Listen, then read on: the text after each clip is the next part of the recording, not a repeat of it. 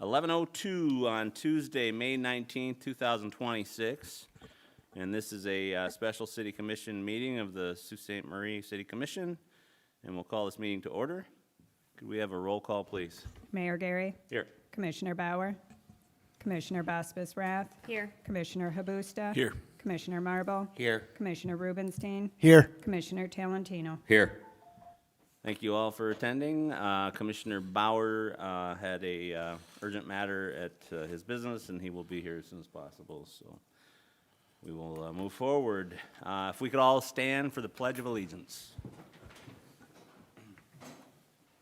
I pledge allegiance to the flag of the United States of America and to the republic for which it stands, one nation, under God, indivisible, with liberty and justice for all.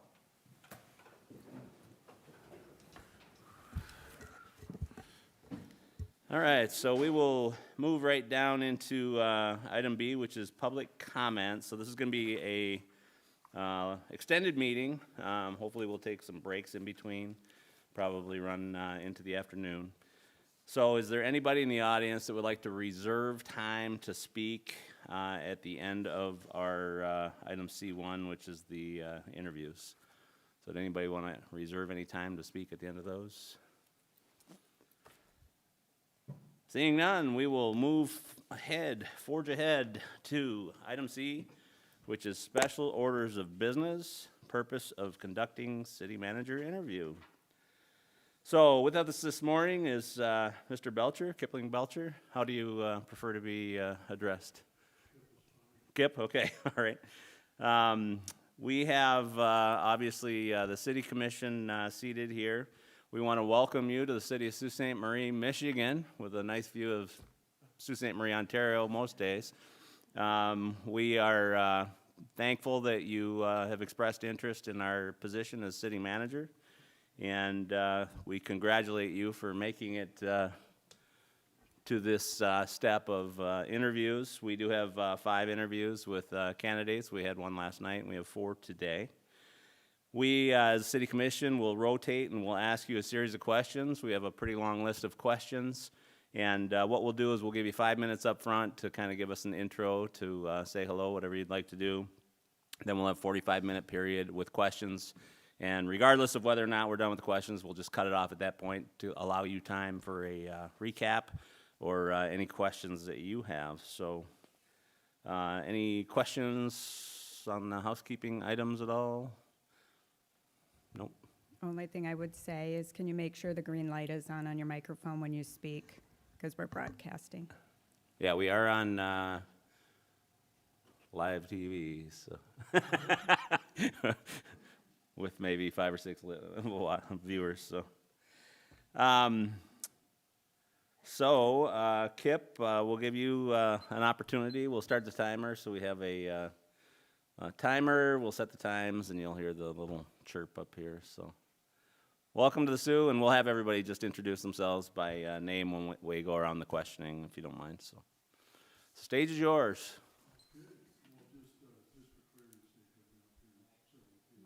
No. Oh, it looked like it was on. Is that better? Yep. Yeah, I have visited several times. It never gets old, and typically I was down the street just a few blocks interacting with that group down there and that building that also lines the waterway. But Okay. Getting up is never is old to look out and about. I started off my career, I spent some time in Jackson Prison. I was not an inmate. So I felt like it felt like it. Somebody missed that in the background, but some days it did feel like it. But it was for a very young man at the time, it was a instrumental wake up call to what happens when we don't reach people that are at risk or have problems out in the community. That they end up in a place like that, and it was not. It's not a wholesome experience for most of the people that are sentenced to facilities like that. I moved into Michigan State Police, still, as a young guy, and did some uniform work in metro area downstate, and then was up in Houghton, Lance area for a couple, 3 years up over that way, and that was wonderful. My only regret is I didn't stay longer, but I felt that the window was going to close for having an opportunity for plainclothes work, which was the forte of my career, doing detective work, overseeing a number of teams involved in plainclothes activities, internal investigations. When I ended with MSP here not too long ago, I had responsibility from Cadillac, about that distance south all the way to the bridge, east and west of both lakes. So I had 19 counties responsibility with multiple teams, primarily drug enforcement, also violent crime work as well, and assistance to the uniform posts and uniform agencies in the area. A lot of activity with boards and different groups, commissions, councils along those lines, a lot to coordinate. I'm looking at this position with the thought that my last job was so diversified that I didn't really have much of an opportunity to have a more focused impact as far as municipal services and leadership. So that's what I'm looking to achieve here, is having an opportunity in a great setting to bring that leadership and team building experience, human resource related experience that I have, along with other things I've done, project management and a lot of intensive planning and strategizing, bring that here and put that to play.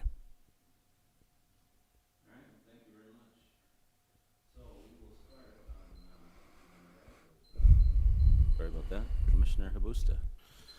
Thank you, Mr. Mayor. Thank you, Kip, for being here today. Appreciate you taking the time to drive up here and be part of this. Enjoyed looking over your resume. Several questions for you today, but we'll begin with this one. Tell us why you want to be the city manager here in Sault Ste. Marie specifically, and what particular skills, particular experience that you possess that would make you a good fit for us here. Well, I probably hit on that a little bit with my introductory to some degree with that, and it is the I'll say that again because it is important, is the opportunity to provide the leadership background I have, which is, in my opinion, transferable to just about any occupation. If you have those skills of leadership and team building, you either have those and the ability to implement that and work with a number of different people with varied opinions and background and abilities and skills, or you don't have it. Some of the more technical stuff can be taught, but to me those particular items are more intrinsic and are more difficult to elicit if someone doesn't have those currently. I do have that, again, the project management skills. I have the strategic planning skills. I've got the ability to be agile on my feet, because in my world that I was in, circumstances were always changing, and sometimes they were very, very serious circumstances. So hopefully I wouldn't deal with those exact same scenarios here at City Hall in that capacity as city manager, but nonetheless, things do become, in any job of importance, and this is certainly one of those, become intense, become difficult. There's conflict that happens, and I'm able to navigate that. A lot of background with conflict management, which I think is important for a role like this. A lot of strong personalities in police work, law enforcement work. A lot of strong personalities with the commissions and boards that I dealt with. And it was important for me to find a way to get through those circumstances to be successful with team funding and the allocation of personnel from these municipal departments. If I wasn't able to work with these folks that sometimes were challenging to interact with, then it wasn't going to be a successful operation for my groups. Hi, Kip. Hi. From your resume, it appears you have a career filled with accomplishments. Tell us about two of which you are most proud. Well, I think the thing that I'm most proud of, there are only two things. Internally, with my job that I had, was seeing the people around me go back to their home agencies, or for those people that were MSP personnel, advance in their careers.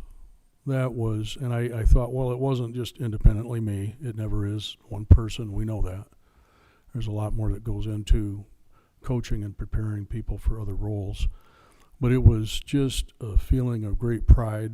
I never said very much about it, but to see people that had worked with me advance to levels of sheriffs, multiple sheriffs now at different departments downstate, multiple command officers in these county sheriff's offices and city police departments. I've even got a county administrator now in Kalkaska County, newly appointed, who worked with me on my team. Phenomenal guy. So to see things like that happen within MSP itself, to see people that worked with me promoted to levels of executive authority. So it's been, that was inside the agency, the best part of it. Outside the agency, I think the thing that I enjoyed the most was the connection building part of it. So I started and advanced our groups connecting with a lot of the drug prevention programs in the area in Grand Traverse County and other surrounding counties as well. And we took an area that hadn't really been explored, or I did, rather, where it was this, I wouldn't say it was conflict, but it was a difference of opinion, different perspectives. And those two parties, law enforcement and drug prevention services, didn't have a whole lot of communication going on. So I worked to bridge that gap and start some information sharing and begin attending their meetings and become more involved with them. And so that really advanced the level of law enforcement's end of knowledge as to what people were experiencing that had problems with drug substances. And for those people that were involved as employees in those organizations, they were able to understand what the dynamics were of the law enforcement perspective. So that's one of the things I'm most happy about externally. Thank you. Kip, if you were offered the position of Sault Ste. Marie City Manager, how will you go about getting to know the community and staying connected with stakeholders and residents and to promote a sense of community? Well, on the last note there, I did a lot of work with the media, and I kept my head above water. So I actually had a really good relationship down there with 9 and 10 and 7 and 4 before, and even the print media. And that particular print media could be at times a little difficult to interact with. But with the television stations, before we had a public information officer, so I did a lot of work with those folks, and that was successful to get our news out about successes that we had with the different teams and what they were doing, new substances that we'd ran into that were dangerous, get that information out. As far as getting to know employees and the business stakeholders here in the community, it's an issue of being visible. I've never been a proponent of my office doors open. I don't buy into that philosophy. Let me tell you why. I don't know how many of you have ever just taken advantage of the opportunity to just walk into the boss's office because there's a sign on the door that says door is open. Most people are a little hesitant for different reasons to take that step. I don't do that. I move out of that office and I take the time, and that's what I would do here, is to immediately engage with people and at least have the opportunity to meet everybody. That would be my plan. Within the first 6 months, if not less, to have met every single employee. It doesn't matter to me which shift that they're working or what they're doing. And every single business owner that has a vested interest here in the community is involved and wants to be participative in that fashion. So that's what I would do, is get out and move. I would utilize different computer platforms that were appropriate to make sure that items of interest were publicized to the community, make sure the community was engaged in that fashion, or work with the people here that are more responsible for that type of thing. So that's kind of a generic outline of it. All right, thanks, Kip. And then Commissioner Bowers, question will be, what will your first 3 months look like? You already touched on it a little bit, but could elaborate on. Yes, yes. Well, I guess that's kind of helpful to get out in front of the next question, partially. Well, it would entail quite a bit of that, and it would, a lot of it, I don't know. Robin, I haven't had the opportunity to sit and talk with Robin, but I believe that she would be a trusted source of information and somebody that, in my capacity, with where I'm entering into this, if I'm selected, would be somebody to be hand in hand with as I'm moving into this job and learning some of the different things that I don't have as much awareness of in some areas. So I would spend a lot of time working with her, with other directors here in the different departments. I would spend the time making sure that we've got public safety questions and concerns addressed to the extent that I can, to get out of the gate with that. I know that there are some vacancies there. There's some statewide and nationwide recruiting issues. But first and foremost, for any community, if you don't have a feeling of public safety, the rest of it, I'm not going to say it's superfluous, but it gets to be close to that. People need to feel, community members, business owners, citizens, that there's a network that they can depend on. So getting out and about and meeting people and getting acclimated to the business end of what's taking place here and making sure that my knowledge is increasing exponentially every single day. Thank you, Kip. So the city of Sault Ste. Marie has a unique personality and a lot of really solid traditions. So what do you feel every aspiring city manager should know about working in cities, and what special personality traits do you possess that will make your tenure a successful one? Well, I touched on that just a little bit too, but I've been flexible, and that was a hallmark of how I was able to be successful with my teams. I didn't always have the opportunity with my groups to select the detectives coming onto my team. Sometimes even within MSP, I didn't always have that luxury. Sometimes the post commanders made that decision on my behalf.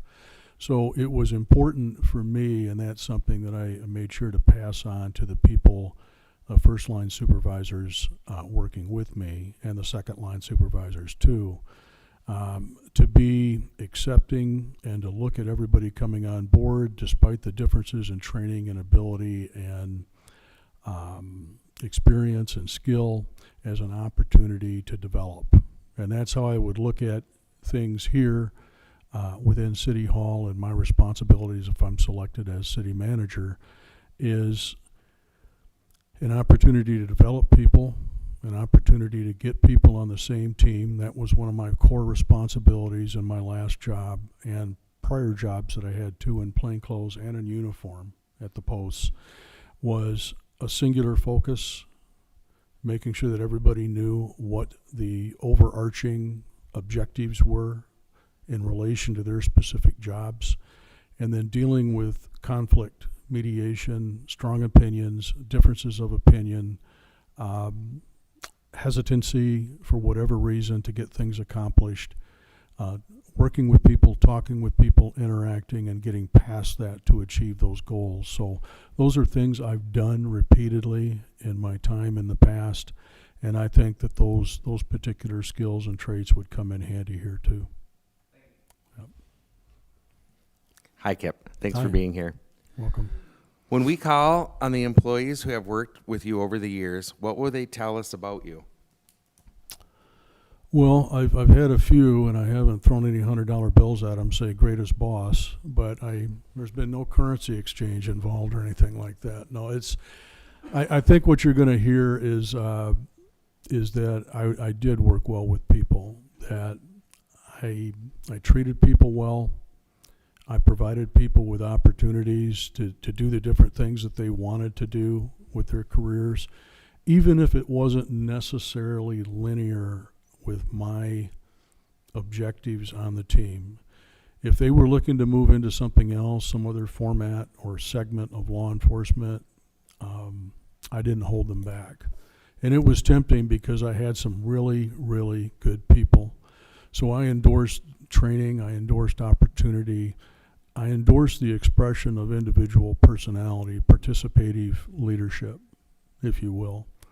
I wanted to get those opinions. I did get those opinions on everything from work week schedules to search warrant, operational planning issues there, which could get, again, very intense.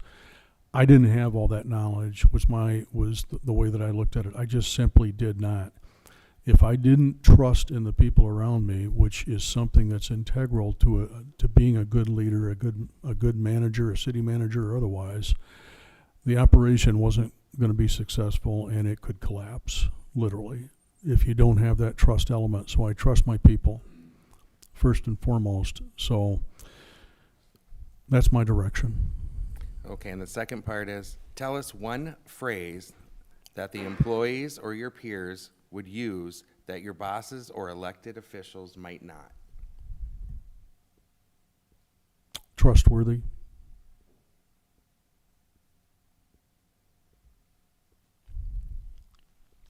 Thank you very much. Welcome. You're welcome. New employee to join or strengthen our team, what personal character or attributes are you looking for, and why? What I'm looking for with any kind of hiring is some measure of skill level. It doesn't have to be absolute. That was never my angle when I was doing my hiring. I was looking at, what I was looking for were people that had an open mind, were people that were able to listen to the suggestions and opinions of other people, were people that were open to learning. And one of the things that was important to me, and it's kind of gone by the wayside in several areas over the past handful of years, was tenure. I was looking for people that I believed would want to remain a part of that team or that group or that post or whatever that environment was for a period of time. I wanted, and what I looked for was consistency. I looked for uniqueness, expression of opinion. I looked for people who were willing, with the proper support, to put forward their perspectives on different things and contribute and participate to the team. I could build the skill. I wasn't worried about that. With the people on my different groups and teams and at the posts, I was confident I could build the skills. I wasn't always sure about the character end of it. And so if I have to pick one or the other, well, I'm going to go with the character end of it. And I'm not going to negate the skill issues. There's got to be something there.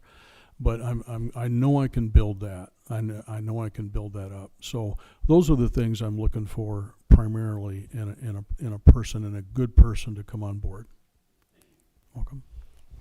Kip, you kind of talked about this throughout your answers so far, but just adding more clarity, would you describe yourself more as a leader or a manager, and how does that inform the kind of administrator that you are? Well, I look at myself more as a leader. I know that sometimes people mistakenly have perceive those things as being symbiotic, and maybe in some ways they are, but they're really, many ways they're not. To me, a manager is someone who's just going through the motions, has metrics to achieve, has a different set of goals or objectives to look at and work through.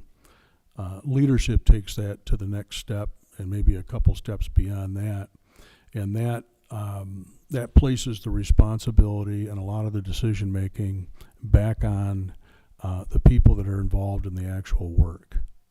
And I believe that's important. I believe to develop that trust, trusting relationships with people, and to build confidence with your staff, and to build the capability of your staff, you have to be a leader.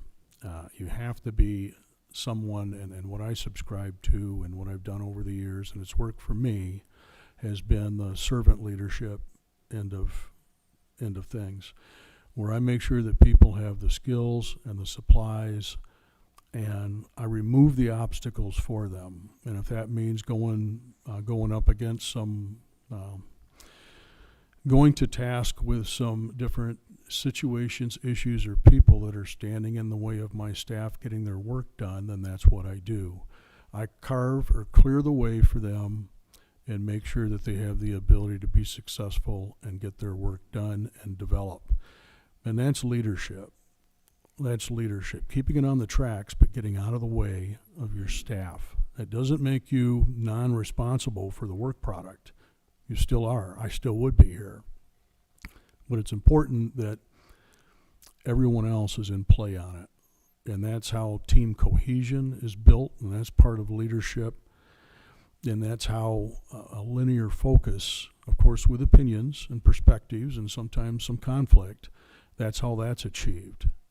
And that's how goals and objectives are better realized, is with that type of leadership in play.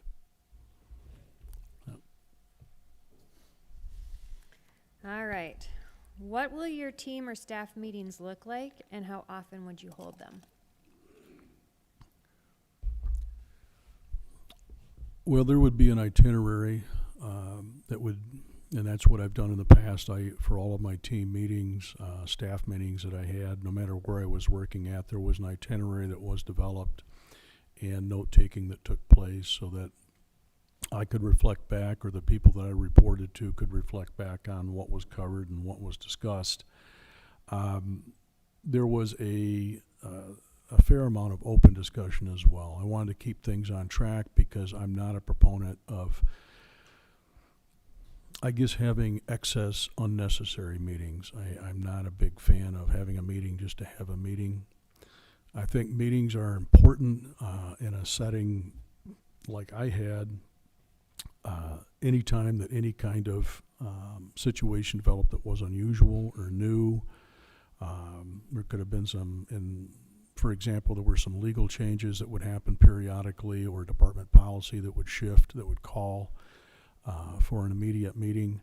And then the periodic meetings, just for general updates along the way, every month or every pay period that we would have, typically monthly, were things that didn't call for an immediate meeting would be covered during that session. So with the department heads that I'm working with in an environment here, if I'm selecting, I'd like to do something once a week would be my thought on it, even if it's something just for 20 minutes or half an hour.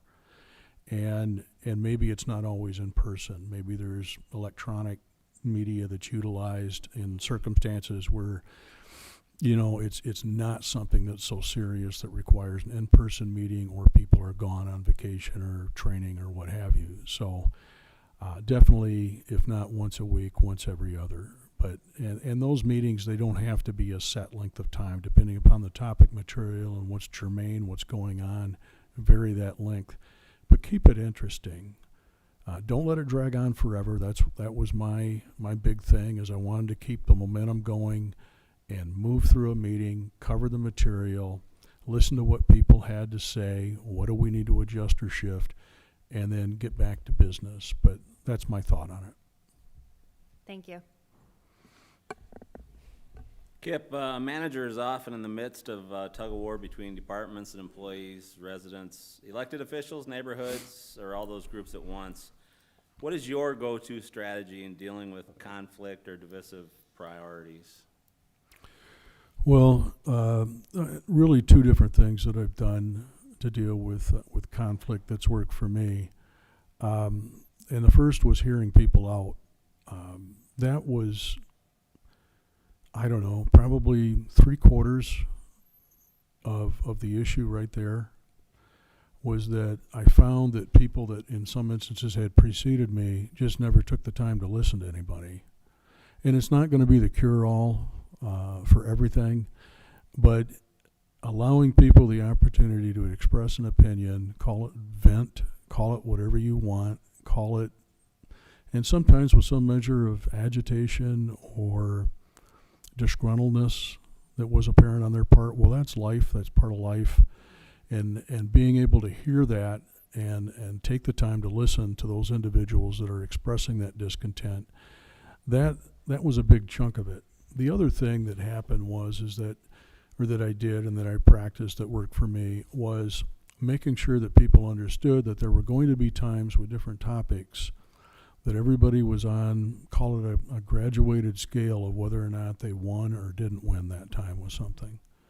And if they didn't win this time, well, maybe the next time they did, or the time after that. Or maybe they won 2/3 of it this time, and next time it was only a fourth. Just making sure that people understand that there are so many interests across the spectrum that cover the entire yes or no and everything in between, that there's not going to be many times where everything sequentially is 100% a victory for any one particular person or group. And working through some of that got that conflict usually mediated to a pretty decent level right out of the gate. Okay, thank you, Kip. And I have it's an unrelated question. So, social media search showed that you were hired and either rescinded or didn't take the position in Marquette County Administrator. If you could shed a little light on that for us, in your background. Just didn't come to terms with contract terms with that particular entity. That's the essence of it there. Okay. So you were offered the position and you couldn't meet in the middle on the contract then? correct. Okay, all right. Correct. Okay, thank you. You're welcome. Appreciate it. Oh. And Commissioner Bauer says, no. From what you've learned about us, what do you think your two biggest challenges would be in the next 3 years? And how would you tackle them and what processes would you follow? Well, I think that, just taking a look at your strategic plan, and it was a well-written document that's in place right now. I think it's about 8 years old at this point. What I know about this group is you want to move it forward. You want to move the bar forward. You want to get things accomplished. You want to get things done. You want them done properly within an expedient time frame, and you want those issues brought before you, whether it's by me if I'm selected, by Robin, by this particular group, by stakeholders.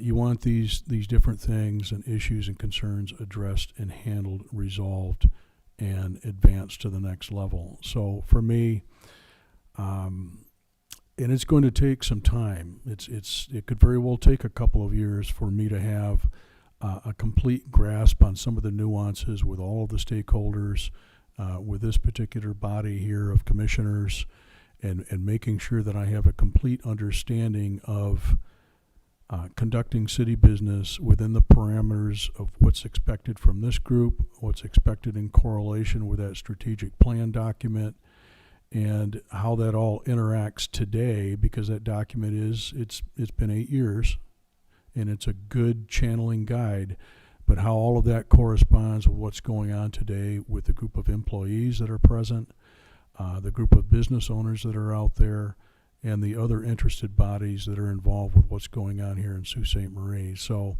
again, my strategy would be a transparent, continuous presence with different things, and continuous grasping and of knowledge and understanding, and making sure that I have the comprehension rather that's necessary, and moving that forward. And again, leaning on other individuals that have far more experience in some different settings or some different topic areas than me, and making sure that well within that time frame that I've got that knowledge and I'm attending to the business. Thanks, Kip. You're welcome.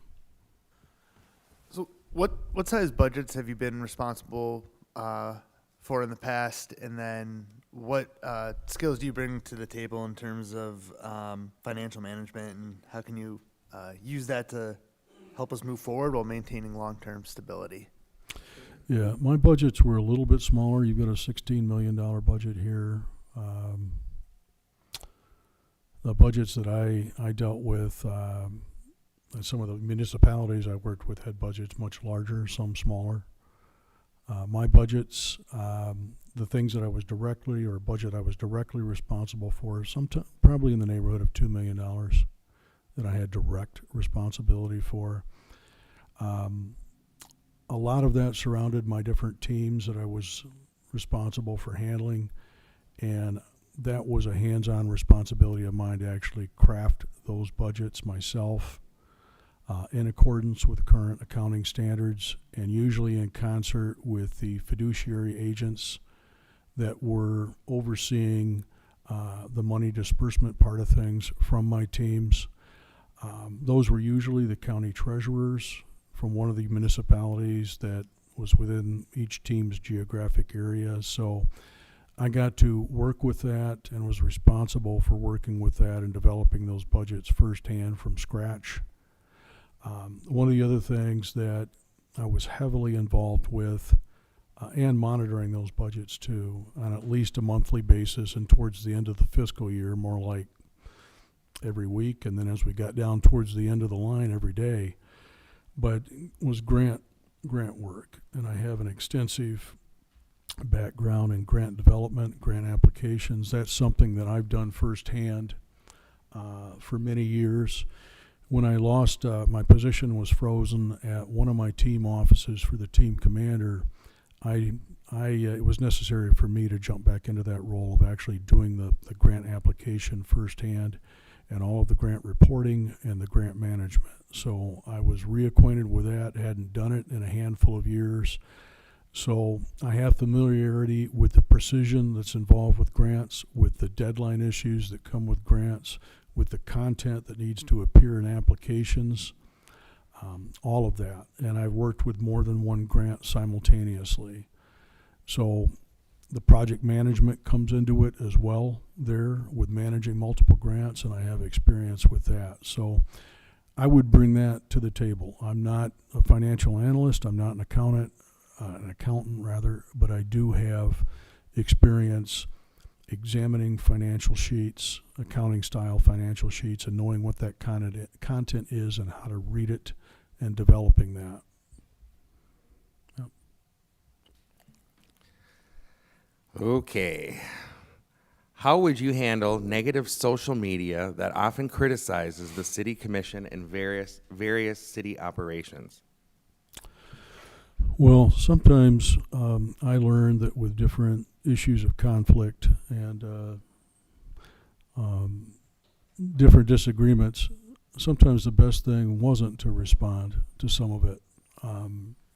There were points in time where I found that whether it was social media involving my groups, the posts, the teams, the different settings that I had, or other topic areas, that sometimes responding to different things, especially those things that were spiteful or didn't have a great deal of substance to them, if you will, simply added more fuel to that and created more circumstances for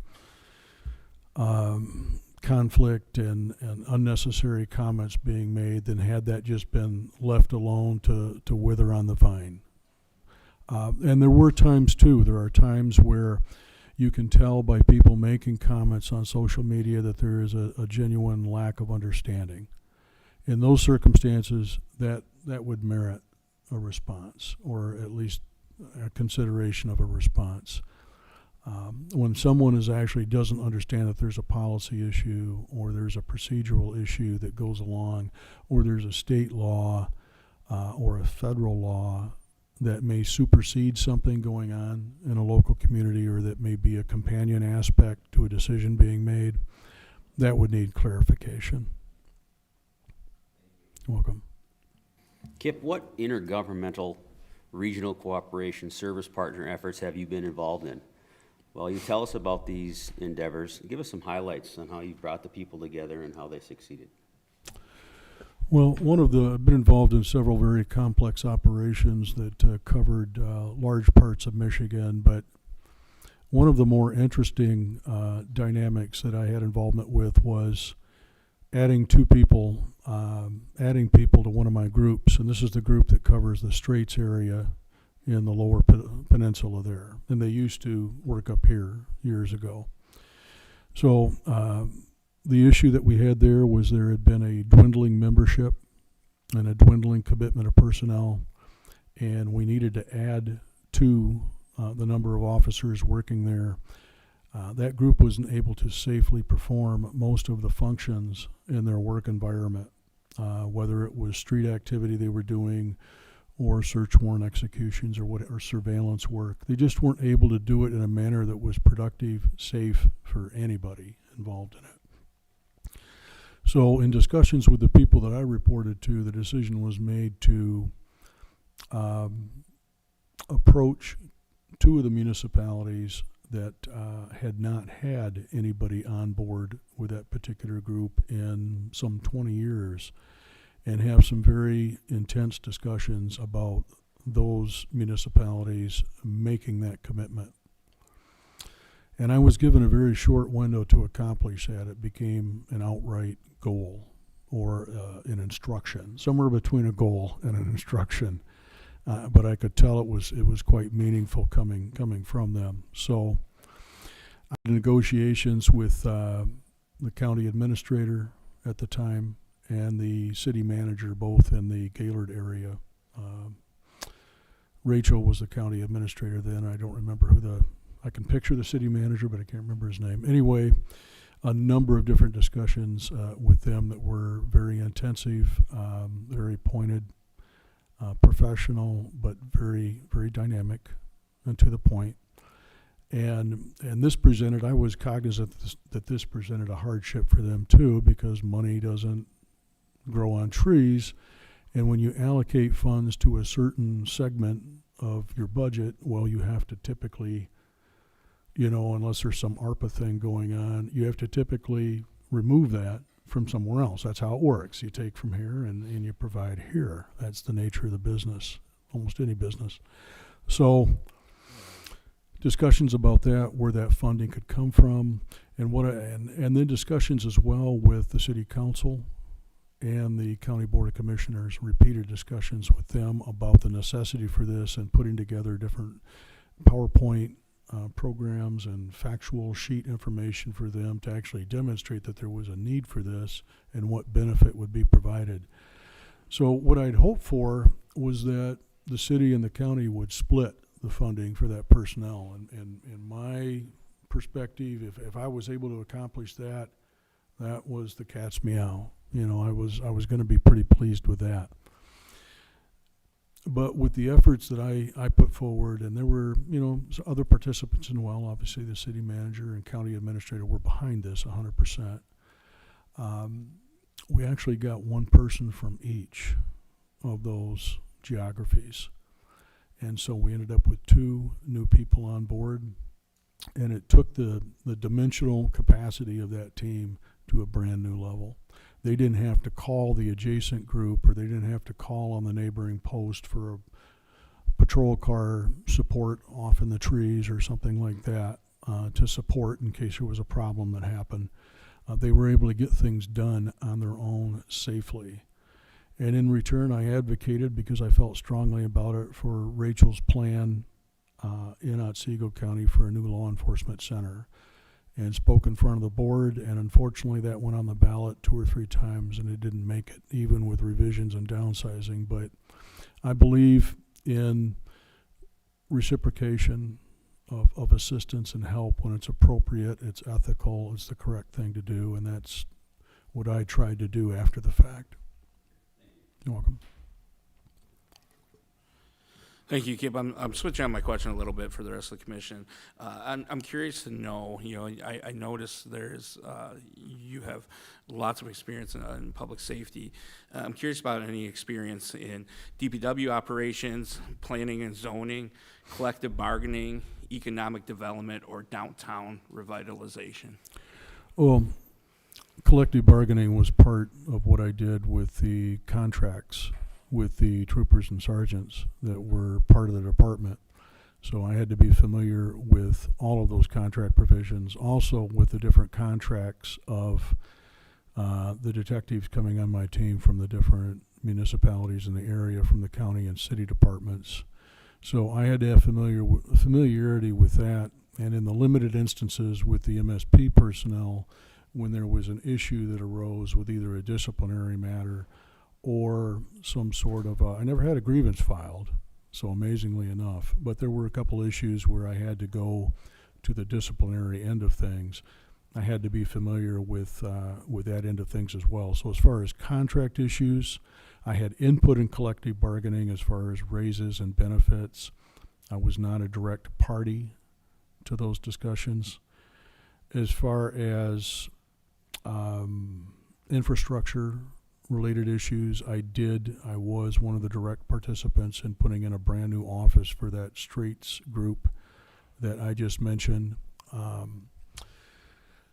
That building that they had reached a point where if you were to walk through the front door and step in the lobby, you always ran the risk of going through the floor right to the ground. It had reached that point of wearing out, so it was an issue. So working with the team commander, I put together the actual subcontracts, put together the contract for purchase, handled the removal of the existing building, handled the excavation for the brand new site of the new building, made all the arrangements for the bringing in of that building and all of the outfitting of it, the IT work that was involved with it, which is pretty extensive when you're dealing with a plainclothes operation. So I've got some measure of experience with infrastructure development, not with DDA, and I think that my resume reflects that as well. So not with DDA or Public Works, other than just meeting with them as part of some post responsibility when I was assigned there for different activities that we were engaged in, coordinating efforts with them on the roads. All right, I'm up. There are many strategies for economic and community development. What do you see as our most pressing development issues, and what approaches might you suggest for the city? Well, I see that, from what my limited knowledge of things here is that you have a definite housing circumstance that's going on with a shortage of housing that's available to even when attracting new workers to the area to be able to put them somewhere that isn't a hotel. I know that you've got some locks contracts that are going on right now. A number of employees have already arrived for that. There's many more that are expected to come along, either directly in conjunction with the locks construction efforts or as some sort of a parallel company or corporate thing that develops. And those persons arriving have limited places to stay. And I think some of the ones that are already here, I did see where there'd been some development of housing, but it still wasn't sufficient enough for even the people that are here right now not to have to be housed or take up temporary residence at a motel in the area or some other accommodation. So I think advancing that housing end of things, and that's a collaborative effort with grants. That's with the city itself making a commitment on that. With different resource groups out there, donation groups. You've also got private entity groups that would have a stake in this, and including the contractor end of things. Different things that can be done with reduction in cost for them or reimbursements from the state or the federal government for their actions and involvement in building different structures. So it's not a quick fix. And I think everybody sitting here has a greater awareness of that than what I do. But it requires coordinated action, and it requires bringing everybody to the table and finding out and determining what not only each group is capable of doing, but what they are willing to do. Because you've got a large number of people who have yet to arrive here in one way or another, first, second, or third degree in relation to these projects ongoing, and you've got limited options for where they're going to go. So I would start there. Kip, how do you plan to create and support a shared vision for the city of Sault Ste. Marie? Well, what I plan to do, or what I would do, is open that up open that up for discussion to any stakeholder bodies that are interested in participating in that, and all of the city departments and all of the city employees here. And taking a fresh look at that and making sure that what the city's objectives and goals are align are coordinated with what the different stakeholder bodies are, employees, business owners, what have you. And if they don't, do we need to make some adjustments on that current vision? What is that platform? And holding sessions for people to be able to get together in different venues. It doesn't necessarily have to be here in this building. And sometimes better information arrives outside of more of a formal setting like here. So that involves me and other people as well, getting into the community and soliciting that information, whether these sessions are organized or just by happen chance. Sometimes the happen chance end of it is the best way to acquire it. And developing a shared vision that doesn't deviate from the cultural expectations that are here, but is current. And if it needs to be some editing done of that or some minor adjustments done to that, that can be accomplished, and it coordinates with the expectations of the people that we serve. And that's very important. Thank you very much, Kip. Yep. Looks like we got about 30 seconds left, so time for one more. No, you go ahead with your 18. Sure. Talk to us a bit about your use of technology as a tool for greater operational efficiency and for effective communication and citizen engagement. Well, I've, even though I wasn't the biggest fan of it years ago, we were a test site back in the 90s for some brand new computerized programs that came in to deal with property. I came to the conclusion that you either embrace it and accept it and see the value in it, or there was going to be a problem. You were going to be short-lived in your abilities. So I use all of the Microsoft Office or platform software with that. I've used external software as well for doing calendaring and different invitations and different voting mechanisms, things along that line. PowerPoint has been, a useful tool to get the message across. Social media, I've worked hand in hand. I've done some of that myself, but with our public information officers that existed with the department, utilizing those channels to get information out and make sure that people are aware of it. Outlook has been a big feature use for me, and learning the different components of that and being able to utilize that effectively for scheduling and planning things through. Different project management software that I've used that wasn't necessarily germane to MSP, where I was able to track different things that I had ongoing and know exactly where I was at day to day with each particular project, what was done, what needed to be done, who needed to be contacted.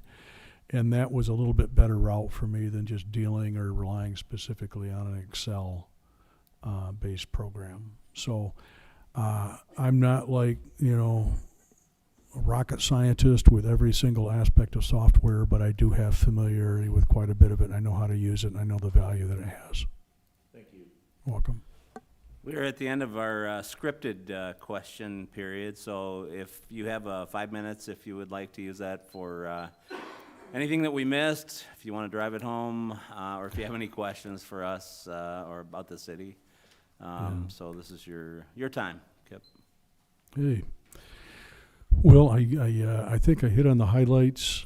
I think that if you're looking for somebody that, and your concern is more oriented along the line of leadership and team building and strategic thinking and project management and the ability to be courageous in the face of controversy and be able to deal effectively with things like conflict management and people with diverse opinions and a number of different stakeholder bodies, then I'm a valuable person to take a look at, and I believe I would be your selected person if that's the type of thing. I think that there are, and I don't know all the other applicants here, but I think that if I had to say that I probably bring the greatest volume of ability in those areas, and again, my belief is that it transcends. No matter what the occupation is, you're either an effective leader or you're not. And we see corporate executives go from Maytag to Boeing to Steelcase, and somehow their ability or leadership ability transcends from one industry to the next. For those people concerned about a precedent-setting circumstance, there's a man down in Grand Traverse County that I'm friends with, and there was some concern at the time when he was the undersheriff applying for the county administrator that he didn't have any experience in that other than going in front of the board periodically to give an update on sheriff's office activities. Well, they made a decision to go with this guy, and for the last 8 years plus, he's been their man in that chair doing that job, and he's been very, very effective at it. And his position that he held within the sheriff's office was similar to what I did for MSP.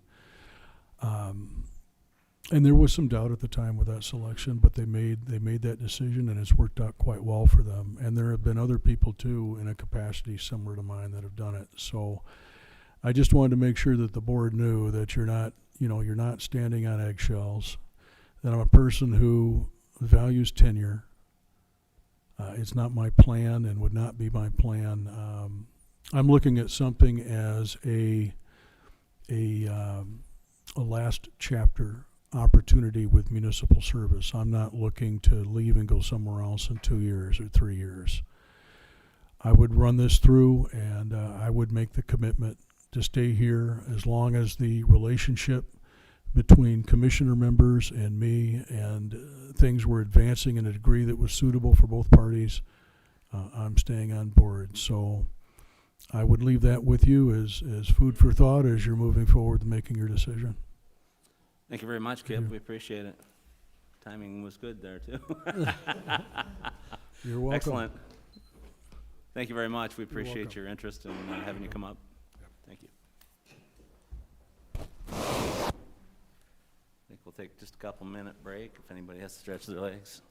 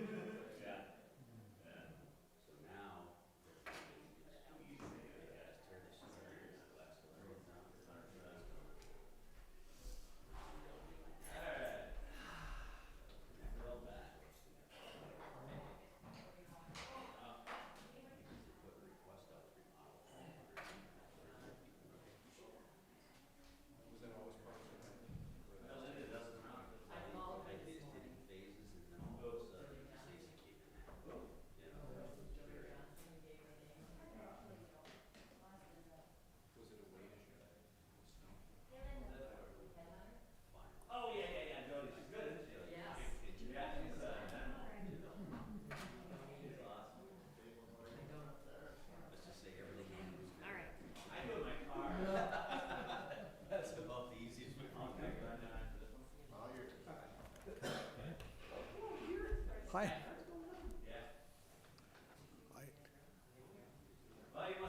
I'm Rick. Okay. I was debating, should I come up and shake your hand? No, or well, are we it's good up to here? you, but we're fine. You can do How that about we'll after if do you that like. at the end? We're informal and rolling along here, if you don't mind, so. Well, I'm a little shorter than probably the rest of your candidates, so maybe I'll put this down here. Does that Everybody work adjust the okay? mic up or down in one way or Right. another, so. Right.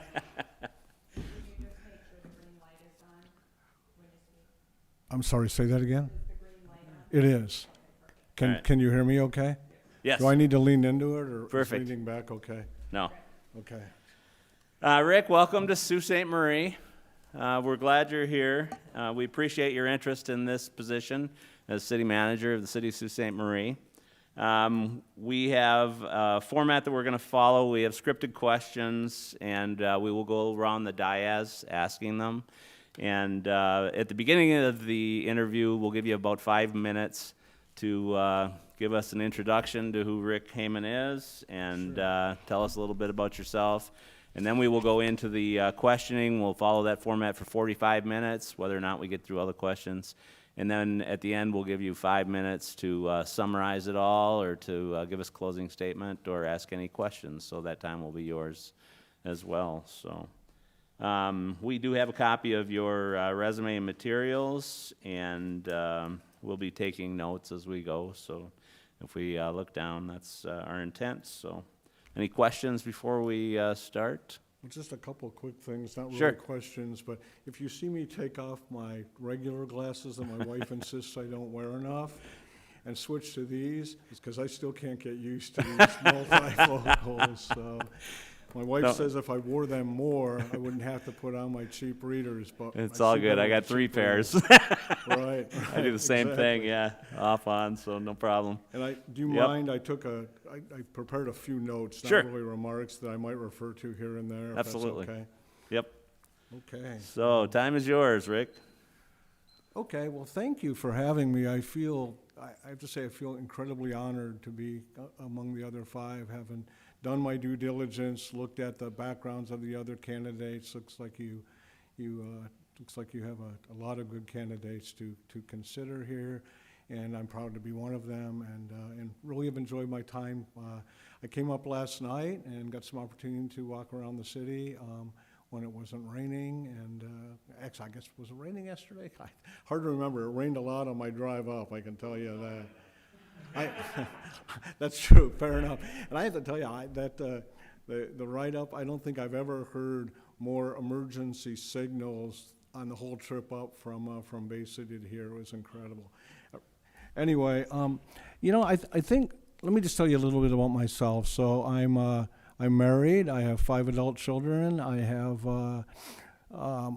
4 grandchildren. Finally a boy. I had 4 daughters and a son, and my son was demanding that somehow we have a male grandson or a grandson, and finally it just happened a year ago. So that's exciting too. No, I love the girls. I love the girls. So to everybody on there, but it's nice to have a grandson. I think I'm not going to go over my resume unless somebody has a questions. It's all right in front of you. But I hope what you see there is a wealth of experience from a variety of roles. The approximately 10 years I spent in the city of Burton, which is approximately 30,000 residents. My title was chief of staff. I would say it was more like, and I think Mayor Zelenko would say this as well, more like deputy mayor.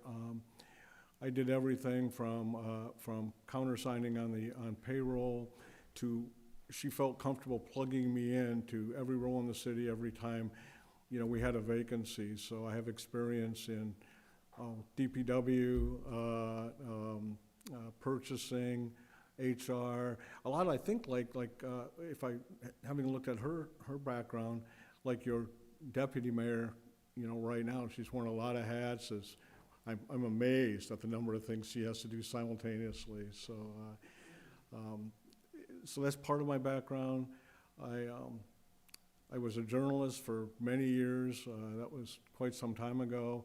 I have a strong communications background. Was the press secretary slash communications director for a member of Congress from Michigan, and was vice president of a public relations firm, and also have worked as a communications manager for another PR firm in Lansing. So I have a strong communications background, and excited to bring that. I think ultimately what I would like to really emphasize about my background is that I have the management experience. You're going to find candidates with management experience who may not have the communications background. You're going to find communications folks, you know, maybe in front of you at some point who just don't have the management experience. I bring all of that to you. I've got some economic development experience, mostly in my role as city manager. I also happen to work for a congressman who sat on the transportation committee, so I'm very familiar with the Sioux Locks, and I think one of the things that really attracts me to this community, I would have said this before I drove around, I love your downtown. It's been a long time since I've been up here. I absolutely love the downtown, love the community from what I can tell in a day and a half here. But I think the other thing is I love the history, and the history here is just incredible. I love the fact that I'm going to call you an international city, okay? Maybe you don't see yourselves that way, but you sit on a border, you're a gateway to Canada, you're really a gateway to many nations because of the way that the Sioux Locks operates. That is really appealing to me. I would love to help lead a city that, you know, that has that position, that has that role. And then the last thing I want to say is that I have a strong understanding, and I hope all four of your other candidates have the same understanding, that we work for you. You work for the voters, you work for the people of this community, but whoever you hire as city manager works for you. You provide the direction. We're the implementers. Now, that doesn't mean we don't come to you with ideas and suggestions, but ultimately, you collectively are the boss. And I think that is so important for city managers to realize. I think quite often you come people into this role who don't manage that. Sounds like my time's ticking.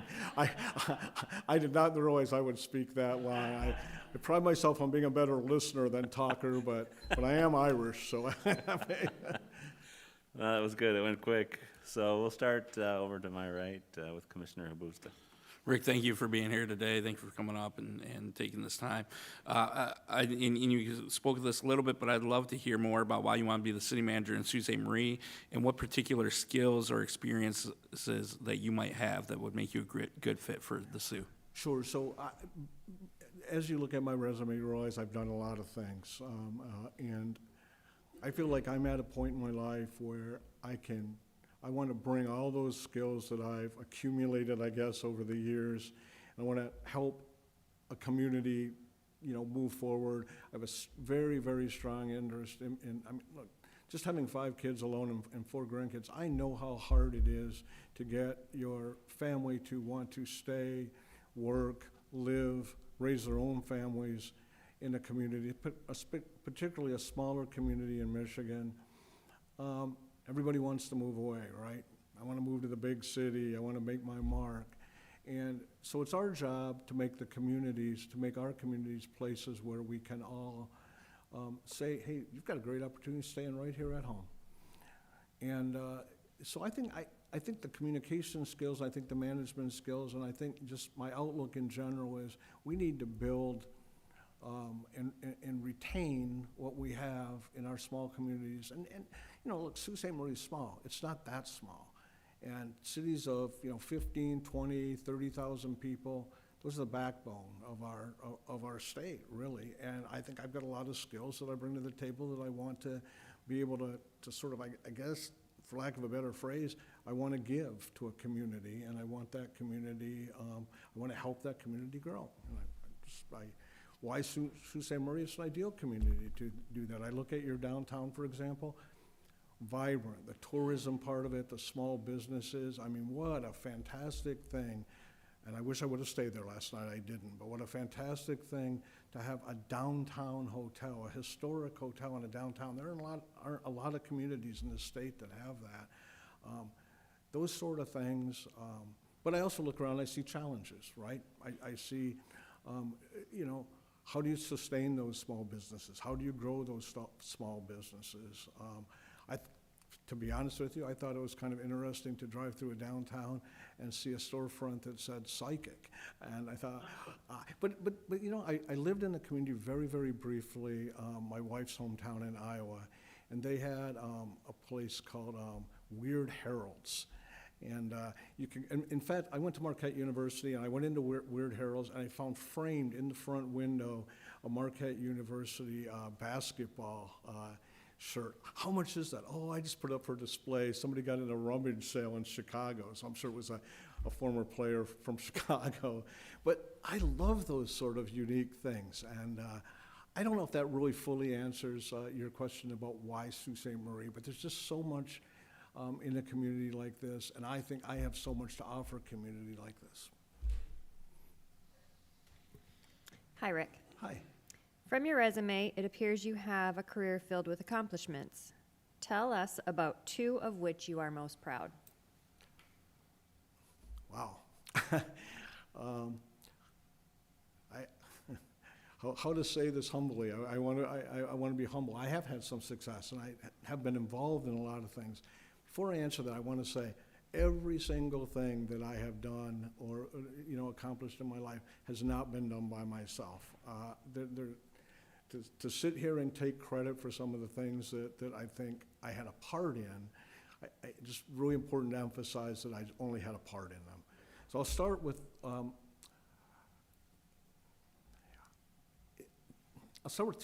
two accomplishments that I think might mean the most to this community. First one was an economic development opportunity. So I don't know if anyone here is familiar, but there's something called Racer Trust.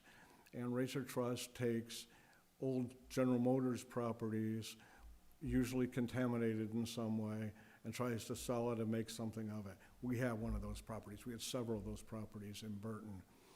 And 2 days before Christmas, this is also a tale about making sure you're available on your phone 24/7, even if you can't be there. We have the luxury and the curse of having these things, right?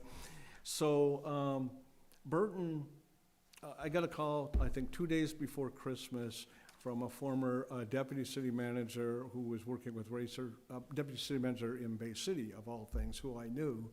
And he called me and said, Rick, you got to answer this phone. This company out of Kansas City are serious. They want to buy some property. They want to build in Burton. Take their call. So December 23rd, which happened to be my youngest daughter's birthday, I take their call. I call the mayor. We got to have a meeting, and we have to have a meeting now. What do you mean now? It's Christmas, and we're off. I know, we have to have a meeting now. So on December 24th, I think, we had a meeting at City Hall with the guys that came in from Kansas City. Long story short, we ended up building a $65 million General Motors distribution center in Burton. One of the difficulties, I will say, with that, one of the challenges, one of the reasons I'm the most proud of that, is because we had a real balancing act to do with that, because the company that was doing the building was a non-union shop and try to do a non-union shop out of Genesee County, Michigan is not a very easy thing to do. But we were able to accomplish it by insisting on union participation in a lot of the subcontracts. So I'm proud of that. And then one more quick thing, I guess, is it shouldn't be quick, but I was in Burton during the Flint water crisis. And we had about 100 customers, not a lot of people, but it's still, they're your citizens, right? Who were, because Burton was a township for a lot of years, and became a city only because they wanted to stop the city of Flint from, essentially taking property, taking tax base. So we still had about 100 customers on the Flint water system. And they were coming to council meetings with, for lack of a better word, boils on their skin, and very upset and didn't know what to do for themselves and their kids. So we mobilized, and ultimately we were able to take them off Flint water. We probably spent, I don't know, $1.2 million, if I recall, to build pipes and to put them onto our pipes. But the political struggle of doing that between the governor's office, the state legislature, and frankly, the city of Flint was not an easy task. And I'm very proud that we were able to help those 100 people out. Whoops. Hey, if I go on too much, ding that timer again. Rick, if you're offered the position of city manager, how will you go about getting to know the community and staying connected with stakeholders and residents and promote a sense of community? Yeah, well, I hope all evidence to the contrary with my long-winded answers so far. I really do think one of my greatest, attributes, assets, are these two things here, right? So it starts with listening. So how do you listen, right? How do you know where to go to listen? You've got to be out there. You've got to be in the community. I think you join things, organizations, Rotaries, chambers. I think those things, and there are others, obviously. I think those things are incredibly important to do. I'm not in a position right now where my kids would be in school here. Some of them I wish were still in school, but they're all 25 plus. And so I think, that's one way that you listen. I think there's this tendency now to put a lot of stuff out on social media, and I think that can be a blessing. Issues can be identified. It can be a curse. You have to really find a way to, I think, to sort of not react to everything that you see on social media, but still be aware of it. I think it's really just being involved. I think just being out there, and you have a university, here. I think you need to stay attuned to what's going on with the university, however you can make that happen. You have a casino, which I have to say I have not been to, but you have a casino here, and you have a Native American population that you have to, I think, as well. Be attuned to what's going on there, and then I think the last thing is, I think every city manager ought to have, people use phrases like open door policy, right? That's a nice phrase, but that's like saying, oh, we have to work on a master plan. How many communities can you go to, and I guarantee you there are a lot, where the master plan is on a shelf, you take it off the shelf, and the dust is that thick on it, right? Well, it's the same thing with being, with open communications. If you talk about open communications and don't do it, what good is it? Oh, we're transparent. Oh, I have an open door. Is anyone coming to your door? Because if they're not coming to your door, you have a problem. It's your job to get you to leave your office and go out and be out in the community.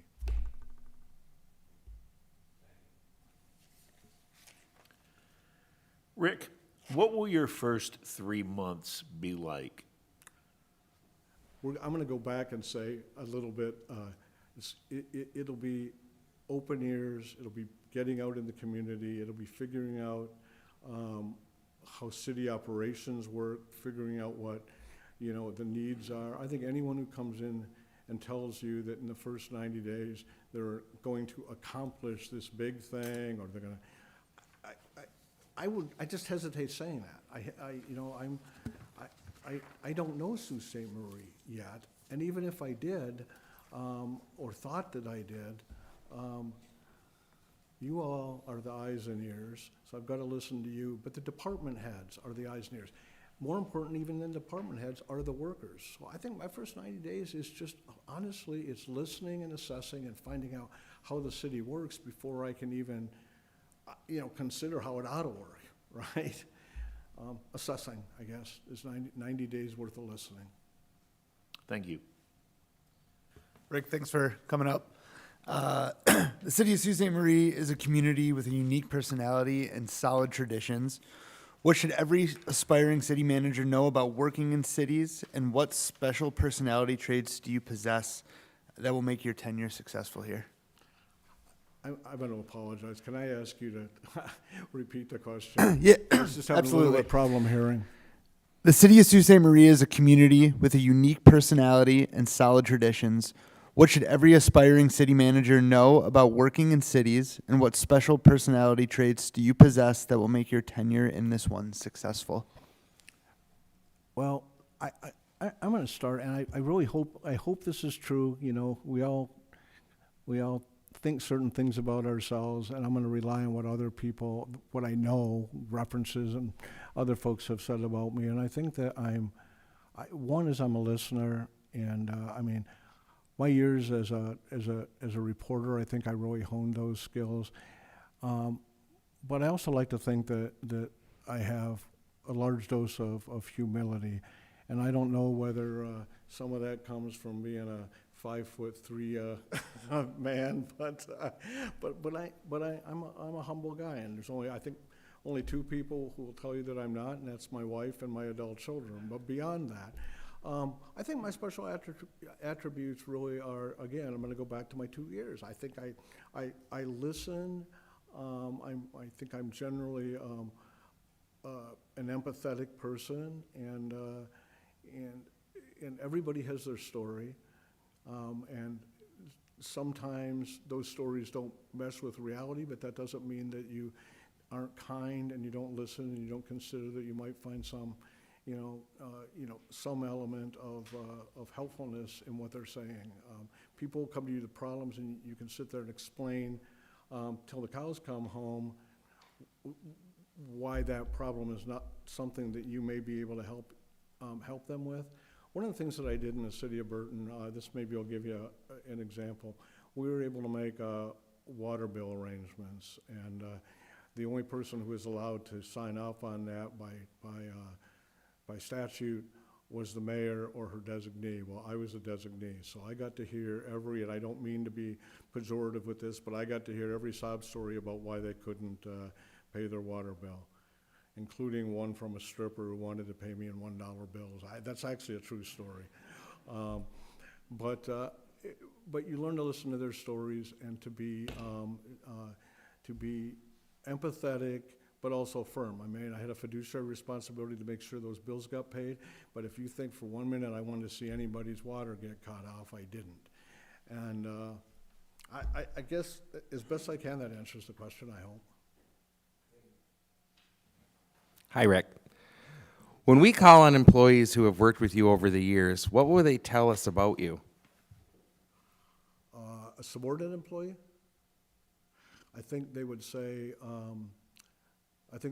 I know that they would say, I could confidently say that they would say that I was fair and that I counseled them. I think counseling, and maybe I should have answered, included that in the last answer, but I've always had a reputation as being a good counselor, not just in municipal government. During my time in the military, it's on paper in annual reviews of my service. I know how to talk to people, and I know how to listen to people, and I know how to train people. And I think they would say that I ensured that they knew their place in the organization at present, and that what their place in the organization could be in the future, and that they were happy that together we were able to come up with a plan that was going to keep them in our community for a long time. And the second part of that is, tell us one phrase that the employees or your peers would use that your bosses or elected officials might not. Oh my, that might be one of the better questions I've ever heard. What would they say that my bosses wouldn't?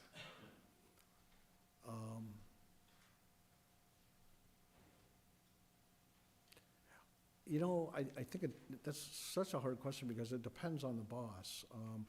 I think if my boss was the mayor, this would not hold. But if my boss, or you want to say council members,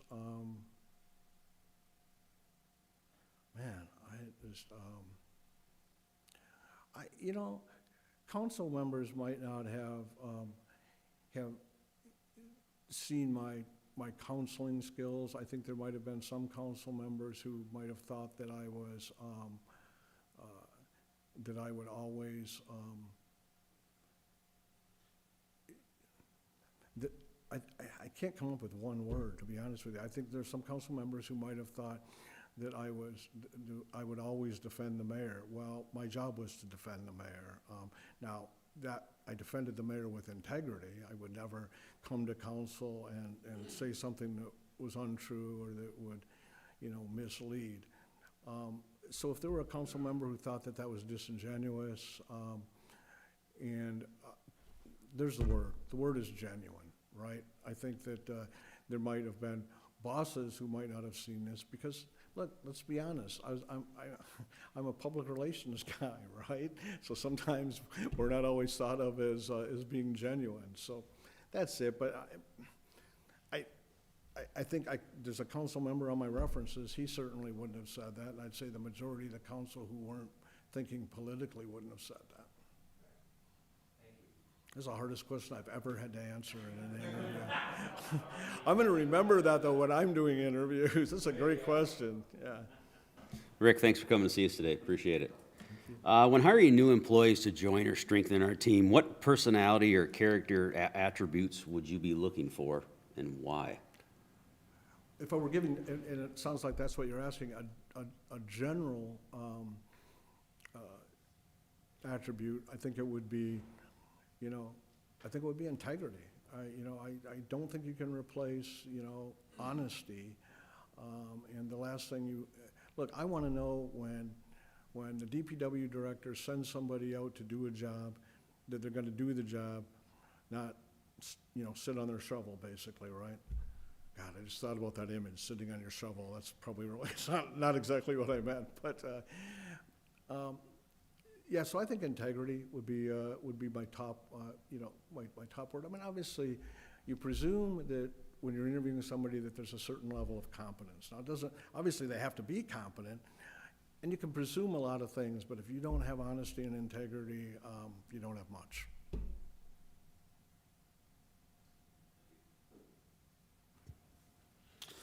Thanks, Rick. Are you more of a leader or a manager? And how does that descriptor inform the kind of administrator you are? I'm going to say leader because I think, look, those are really complementary attributes, I guess, or styles.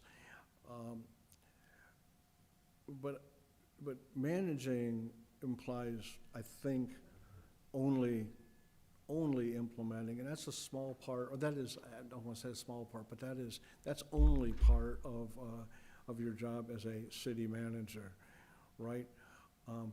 And I also want to say that leadership also to me implies being a good follower. I can tell you from my Army days, the follow me stuff. Follow me only works if you've established a relationship and built trust with the people that you're trying, or who you're trying to lead. So I'd say leader, but I'd say leader because I think, quite honestly, somebody who is managing, how do you manage? When you have to build trust to be a leader. I think you can possibly manage without building those relationships. So the reason I would say leader is because I'm a relationship builder, and that is, integral to leadership.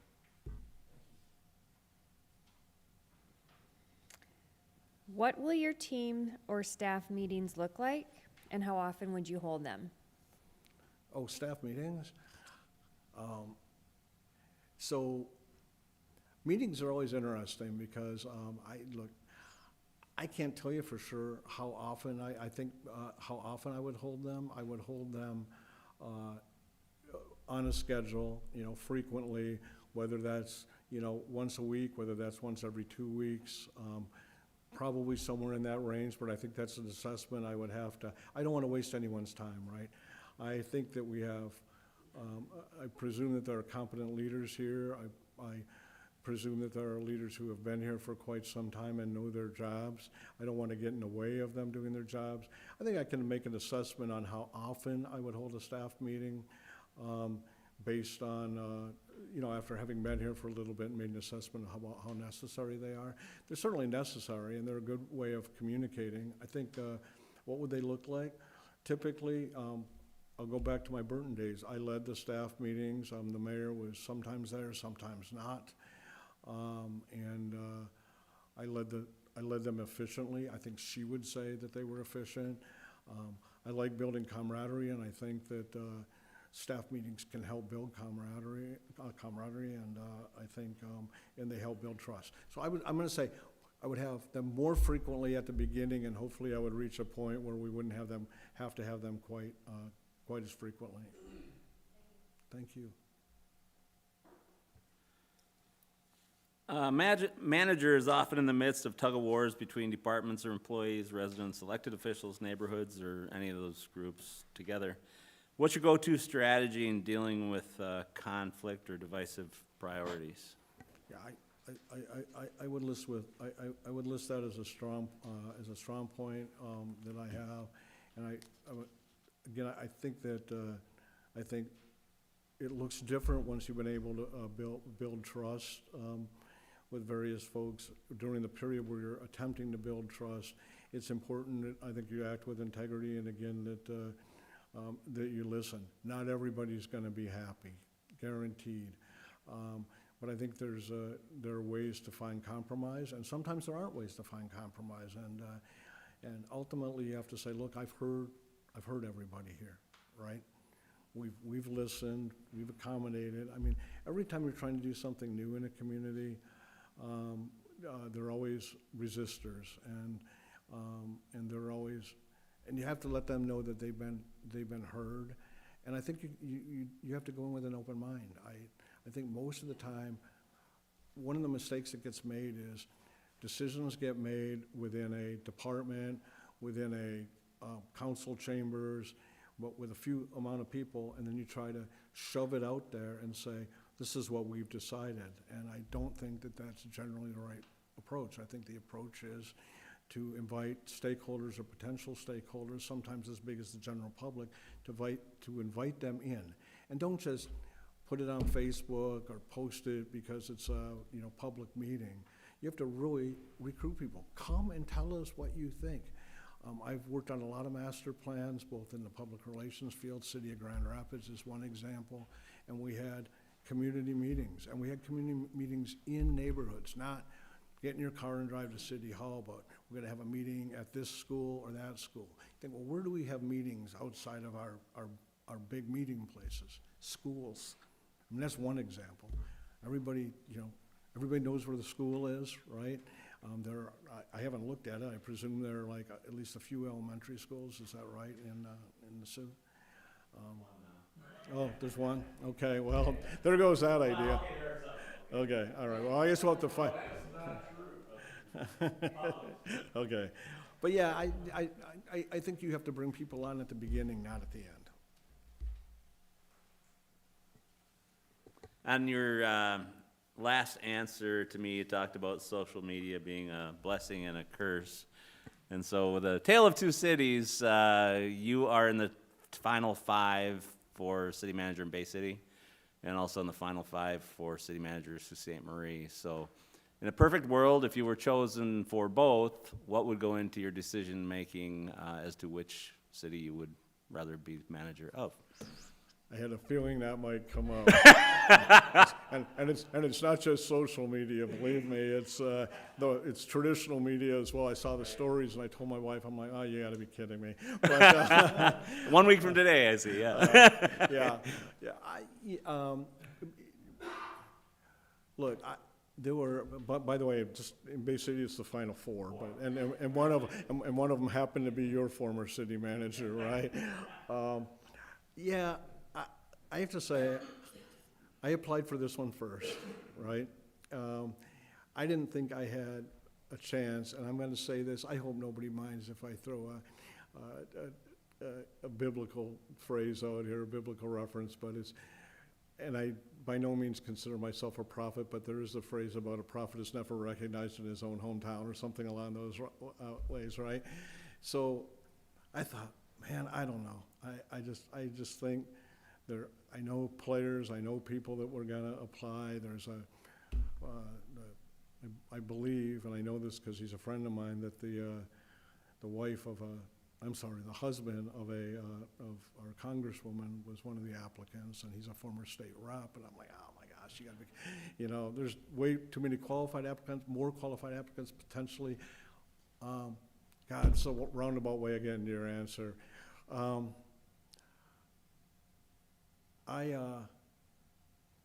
I love Bay City, and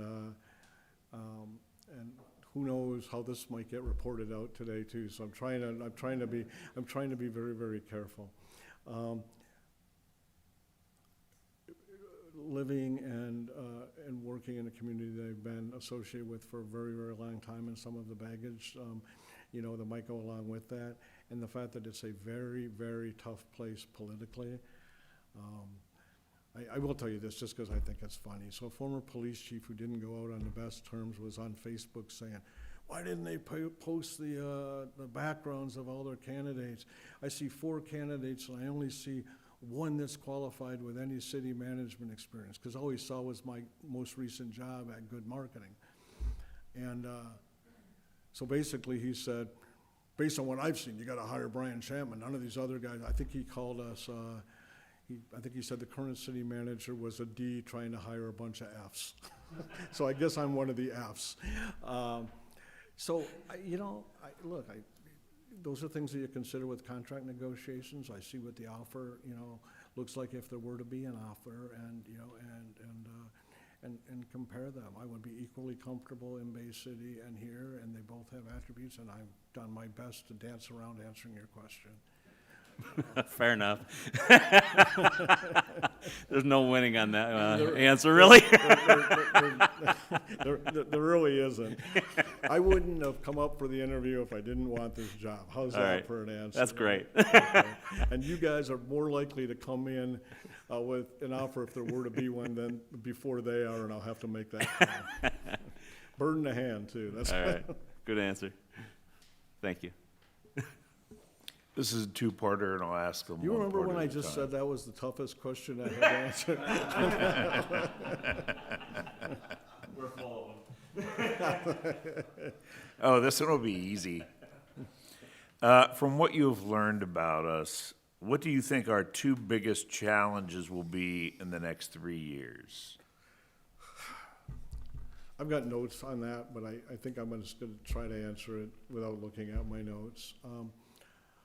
Look, every community right now has infrastructure issues, and I certainly think that living this far north, there are certainly infrastructure issues, and I don't just mean the roads.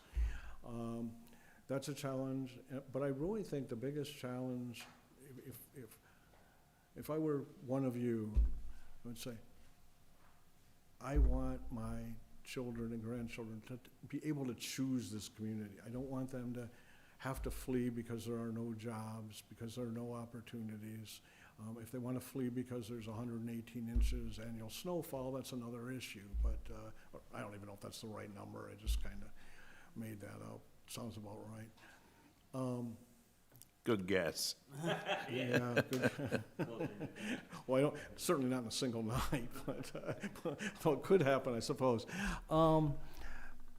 Yeah, so I think building a community, and that includes the downtown. I saw a downtown that was very appealing to me and a lot of good things, but I also saw some vacant storefronts, and you know, and I would want to address that. I mean, the last thing you want. Interestingly, I saw a lot of your out on your business spur. For a city this size, you have more chain retail stores and restaurants than I thought I might find up here. But I think business development and which is all part of the keeping your kids here, and infrastructure. Now, how would you address that issue? Let me talk about the business development part of it. Part of that's being out there, finding opportunities, looking at grants, looking at it's sort of a twofold question, because I think building a local business is sometimes a little bit more difficult of a prospect. Bringing the change in, there are all sorts of cool things to do. I went to a National League of Cities Small Cities conference once and found this may be more common now, this was a few years ago, but there was a company that was pretty innovative, and they were using GPS to identify who comes here to shop. Because the shopping here, very clearly a city located where the Sioux is not, all your shoppers are not people who live in the city, right? Or even just outside the city. I presume that you have shopping coming from across the border, even though I know it's a much larger city over there. I presume that you have people coming from your more rural communities here, and it's coming to the big city when they're coming to Sioux to do some shopping or some eating or whatever the case may be. So there are a lot of groups who will come in for a very small amount of money, and I did that in Burton. Funny story about that, because it was coming from me at a time when the council wasn't happy with the mayor. They were not overly enthusiastic about bringing in that company. They brought him in, but they weren't overly enthusiastic about it, so nothing really got done. After I left the city and after that mayor left the city, next thing you know, they found a company just like that came in, and they've been successful and built several businesses in town. And same goes for infrastructure. I mean, infrastructure is about funding, and funding's hard to come by, but I do have some experience in doing that. Thank you.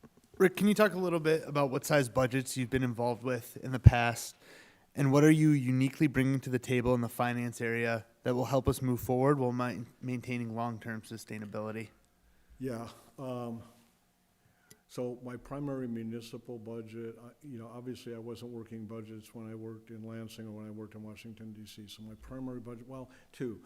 I had some Army budget experience, and that's more about a battalion saying that you as the company commander have, X amount of assets, and you need to figure out, how you're gonna spend them. But my primary budget experience was with the city of Burton. I was involved in every single budget for every year that I was there. We had a comptroller, we had a treasurer, so they were the financial experts, but I went through those line by line. I know the difference between a balance sheet, and some people, don't, between a balance sheet and a budget and a number of other things. I have, I think, strong budget experience with I think probably a general fund balance of about $36 million, a police force of, a police force, I'm gonna say right now, maybe 70 officers. I'd have to look, my memory may not be perfect on that. A paid on-call fire department, and 104 city employees that we managed, and significant budget issues. This was most of my time there, all of my time there, I guess, was pre-COVID. No, I think my last year there might have been COVID, but it was pre-COVID money that helped out a lot of communities if they spent it right? If they looked at it as one-time money, that was great. If they looked at it to do something that was going to, that then they were gonna have to fund, like the police grants, right? Think about what the police grants did. That was, in a sense, one-time money. That was gonna run out at some time. So people went out and hired police officers without making the budget adjustments to maintain that long-term. And a lot of cities lost their police officers because they didn't have the money to pay for it when the bill came due. I don't know if that answers enough. All right, my favorite question. I promise I Can won't. we skip him? I won't. I won't stump you this time. How do you handle the negative social media that often criticize the city commission and various city operations? So I learned this fairly early on in my political career, if you will. As a reporter, you think that every question is supposed to be answered. Every question you ask, they ought to answer, right? Well, two things. You don't always have to answer the question. You can pick one answer. You can step back and say, can I call you back? I mean, with social media is a little bit different. I think you can build, if you don't answer, you can build this whole narrative out there that's not true. The danger is if you answer, not just the time-consuming element of answering or finding somebody on staff who you can trust to answer or doing it yourself, but if you answer every single question, then the question and the issue and the back and forth stays out there. I have a Facebook account, don't particularly like it, but I like to monitor particularly what my kids are saying or doing on there. Those who accept me as friends, some of them don't, for their own reasons, I'm sure. But I think every time, on the rare occasion I've tried to answer something, and I never answer anything politically, because it's awful. It's absolutely awful, the back and forth, and it never ends. I think that the best way, I think there's an element of picking and choosing, right? How serious is this? Is this a one-off? Do you have 100 people commenting on it? You better find a way to answer it, right? Do you have one person who you know is maybe a little off, saying some stuff? Believe me, if you think they're a little off, most of the other people on Facebook and in the community think they're a little off too, and they're like, oh, that's just Harry or whatever, right? So a part of that is knowing the community. And I'm gonna go back to things that we've already talked about, which is the trust issue. You have to build trust. You have to lay a base. I mean, nobody wants to ski down an icy slope, right?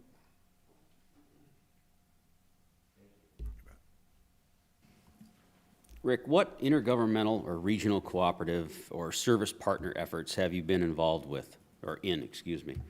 And then, as you're telling us about these endeavors, can you highlight how you've brought people together and how you've measured the success of the effort? Yeah, that's picking and choosing there. There are so many. I was involved in the I-60. I was the alternate board member.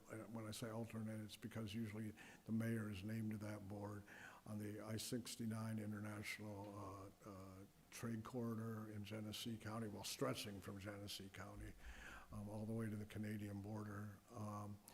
I was involved in the Metro Alliance in Genesee County, which was allocating like TAC money and that sort of thing, essentially road money, money that got distributed to the county, and then the city had to, raise their hand for their fair share. Two examples.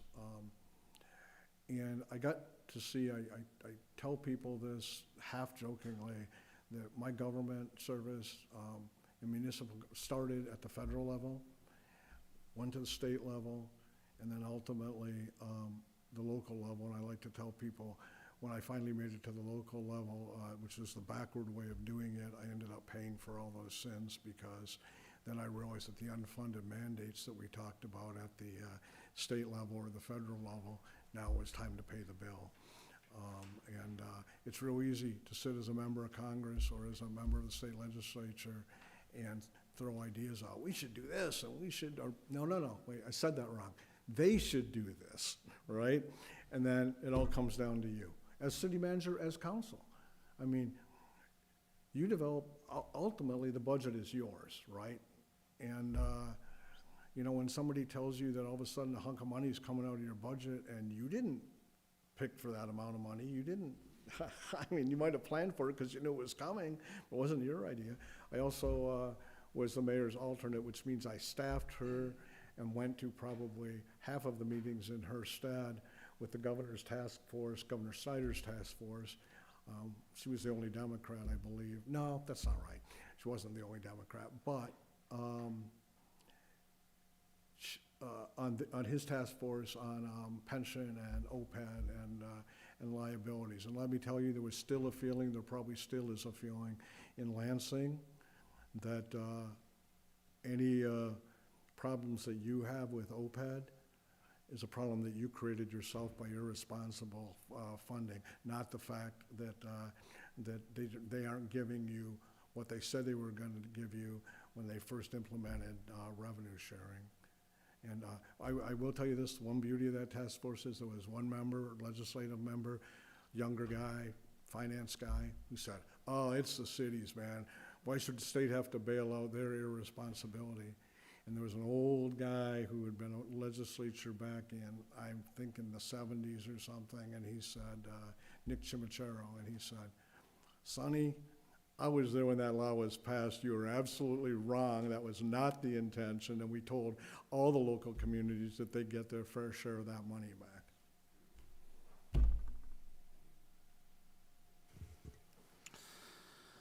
Thank you, Rick. How do you plan to create and support a shared vision for the city of Sault Ste. Marie? Wait, I'm sorry. I lost my focus for a No, we second. switched over. Could you ask that question Yep, again? I would love to. How do you plan to create and support a shared vision for the city of Sault Ste. Marie? You know, I think, and we've talked a little bit about this so far, is really the vision is yours, right? You know, you may hire me, but the voters hired you. And can I help with that creation? Sure, with input from the city council, because you represent the people, and also with buy-in from the community. So I think the easy vision is, it's not my shared vision, it's your shared vision with the community being, and then working with me to get to that point. I don't know where you are on a master plan. I think if they're used, if they're dusted off, or if you have one already and they're dusted off, if they need to be updated, master plans are great. I mean, because it's a great way to get the community involved by saying, come to this meeting, and I would always do a series of meetings, come to these meetings and tell us, what do you want the community to look like in 10 years, in 20 years? And it's really important to get young people, you know, at those meetings. Because a lot of us, and I'll speak for myself, I hope you all live long and prosperous lives, but, you know, I'm old enough where I'm not gonna be around that much longer, and the world is our children's and our grandchildren's, and that's what we need to do, is to get them to be participants in telling us what they want this city to look like. All right, there are many strategies for economic and community development. What do you see as our most pressing development issues, and what approaches might you suggest for the city? Yeah, that's, I'm gonna answer it, but that's, I wanted to say this out front, that those are difficult questions to answer based on a little bit of research before you know, come into a job. I may say something here that you say, no, that's absolutely not where we're going, because I'm getting this from, you know, reading about this community, not listening to the members of this community. Economic development needs, I think we talked a little bit about that earlier. I mean, I think we talked about it with small business, with downtowns, and with infrastructure. You know, there's always this sense of, you know, the old, you know, the baseball movie about build it and they will come. Well, that's only half true. You know, what happens if you build it and they don't come? So that's where the input comes in. You know, the last thing we want, whether it's a big box store or whether it's a, you know, whether it's something in a, you know, within a TIF, and you say we're gonna provide all the incentive. I'll give you an example of something that concerns me to this day. I bragged about that $65 million distribution center that came in for GM. The part I didn't tell you was that the tax abatements on that were for 12 years. So when they get to year 11, they're gonna come and either ask for more abatement, right? Or they're gonna say, we're gonna go to a community and we're gonna get them to offer an abatement. So it's a great accomplishment, but it's not a lasting one if it's not handled right. And part of that is in the negotiation process. When we negotiated that, those abatements, they came back and asked for another abatement and another, and finally I had enough. They said, we don't mind helping bringing you here, but we're not gonna take the entire bulk, you know, of it. I mean, look at it with baseball stadiums and communities all over, right? They hold the community hostage. So I think it's negotiation. I think it's, you know, standing strong when you have those opportunities, and don't be so desperate for an opportunity that you do something stupid and offering them the world. that GM thing, at the end, they wanted a diamond floor, and they basically wanted us to pay for it. And I said, you guys want a diamond floor, pay for it yourself, we're out if we don't. And so you have to be strong. You know, I told you earlier that I think I told you this, that I think I'm a fairly nice guy, a fairly kind person, but you gotta be tough too. You know, anybody thinks you can be in this business and be weak, you're gonna get pushed over, and everybody's gonna get, pay a price. I said that the nicer way.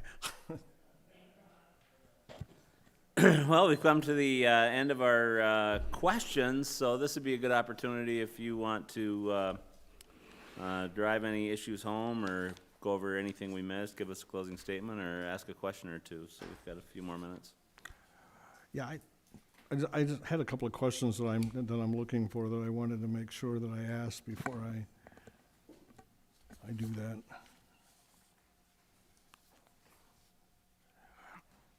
This would have helped me if I'd asked it at the beginning before I took all your questions. But what are the biggest challenges that this position has faced in the past? The city manager position, let me be clear. Can I bump that to you, since you have served in it, or as far as maybe personnel issues or management issues, or? See, now it's my or turn do you want to me to ask. do it? Now it's my turn to ask the tough question What- that what- nobody really wants to answer. Yeah. What type of situations you looking for? What? Just anything. I mean, it doesn't have to be anything negative. I just want to know sort of Sure. what the challenges, what the challenges were. It's and it doesn't even have to 100% be- smooth sailing. It's the It was? Okay. it's the best city to work in the Can I write state. that down so I and can take that back to Bay City? I'm kidding. this is a very diverse community, as you've noted a couple of times. We're one of only 3 border communities in the state of Michigan. We have a very large federal employment presence. We have a very large state employment presence, and we have the largest Native American tribe in the Midwest within the confines of our borders. And then we have climate issues that you talked about. So we've got a lot of different things that other communities don't have in totality, but we have them all together.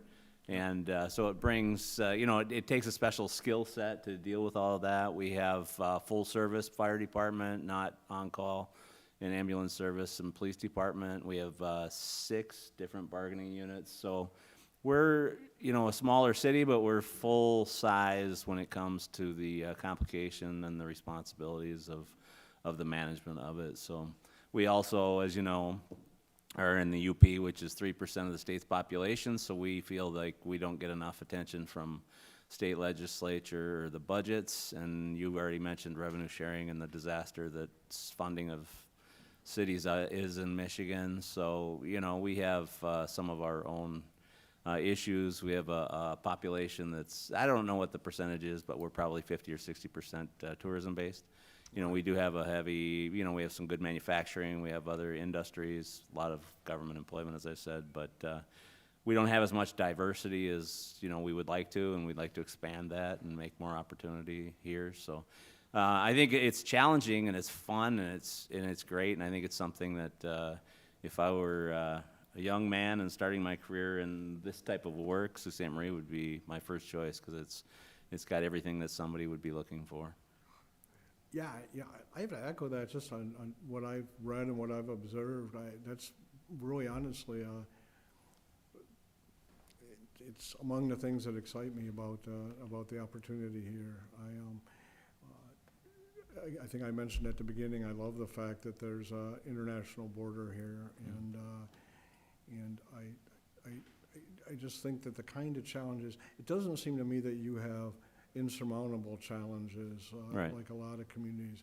And I think that if you can, eat the elephant one bite at a time, as they say, that's, and you can have that kind of patience. The problem, as we know, is nobody in the community really has that kind of patience. Whatever they want yesterday, or maybe even last week. So I think those are challenges. I can wrap up real quickly here and just show you. I wrote down like a lot of little notes to myself about talking about, you know, what I really bring to the table. And again, I think what I bring to the table overall, why you should hire me is that I don't bring just one skill set. And in fairness, look, you guys did what I would have done too, the most transparent thing, and not every community does it. You posted everybody's information. You know, I think that's great, absolutely great. I mean, it's a public record anyway, ultimately, but I think it's great the way that you published it, you know, spot on. I had an opportunity to look at those candidates. You have great candidates, as I said at the beginning. Whoever you pick, I think, is going to come in here and hopefully mesh with you, because that's a really critical element of this, sure. right? You don't want to work against each other. You're not doing your citizens any good if you are.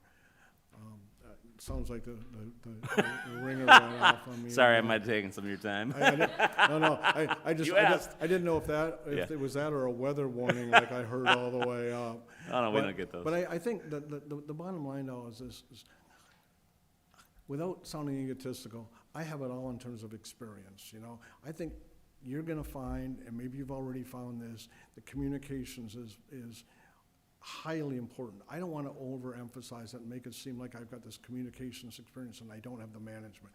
I think what you heard today, you know I have the management, you know, background. And I'm very, very comfortable with my ability to lead this community with partners, in partnership with someone who seems like a very qualified, you know, deputy city manager. At least she'll be, hopefully be around for a while. But also a council that wants to work together and not against each other. But besides the communication, so I've got the combination of the communications and the management skills. I also think that when you put those things together, and then you add in enthusiasm for helping a community grow, and you finding a way to use whatever talents I have to help implement your vision, that's what I bring to the table. All right. Thanks for letting me go Yeah. over. No, thank you very much, Rick. We appreciate it. Have a good, safe trip back, too. Okay, Or better I yet, stick will. around the Sioux for a day or two.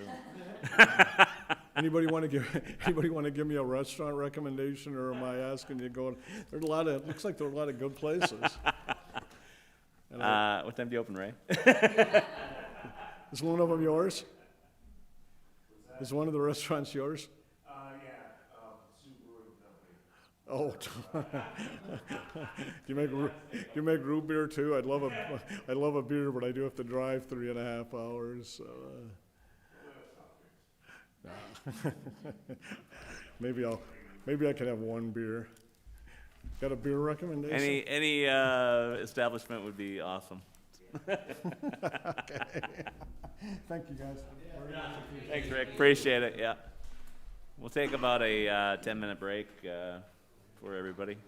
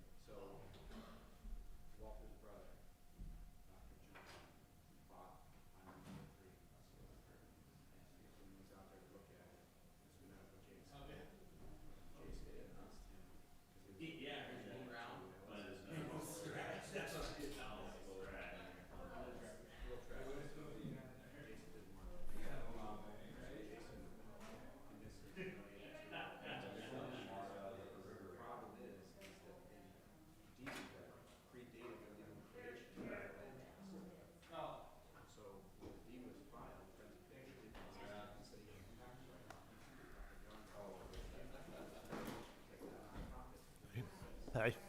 Good. How are you?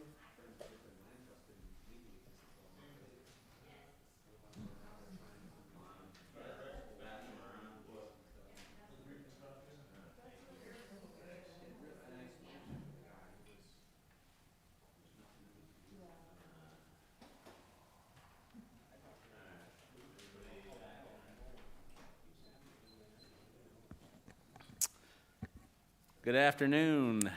Do you go by Afternoon. Gregory or Greg? Just or Greg's fine. Okay. Welcome to Sault Ste. Marie. Thank you. Thanks for your interest in city manager position here in our great city. We have all of your information here in front of us, and we will give you about 5 minutes up front to give us an intro to yourself. And then we have a scripted amount of questions that we'll go through in 45-minute time frame. And then when we're done with that, we'll give you 5 minutes to either ask questions or give a closing statement or whatever you desire at the end of the interview. Any questions at all on the format? No, I don't think so. We have a timer, and it's got kind of a sickening little time, so you'll hear that when it happens. So what we'll do is start right out. My name is Don Gary, and I'm the mayor of City of Sault Ste. Marie, and everybody will introduce themselves when they have their first question when we go around. So, Okay. So we'll give you your 5 minutes to give us your intro. All right. So I'm originally from Manistee, born and raised there up till I went to college, and went to both the University of Michigan 2 years, and then Alma College. Got a bachelor's in business administration from Alma, and then went back to the Ann Arbor area. Got my master's in public administration at Eastern Michigan. I actually started working for Pittsfield Charter Township while I was still finishing up my master's at Eastern. Pittsfield, if you don't know Ann Arbor, is kind of a suburb of Ann Arbor around the south and east sides. In those days, very rapidly growing community.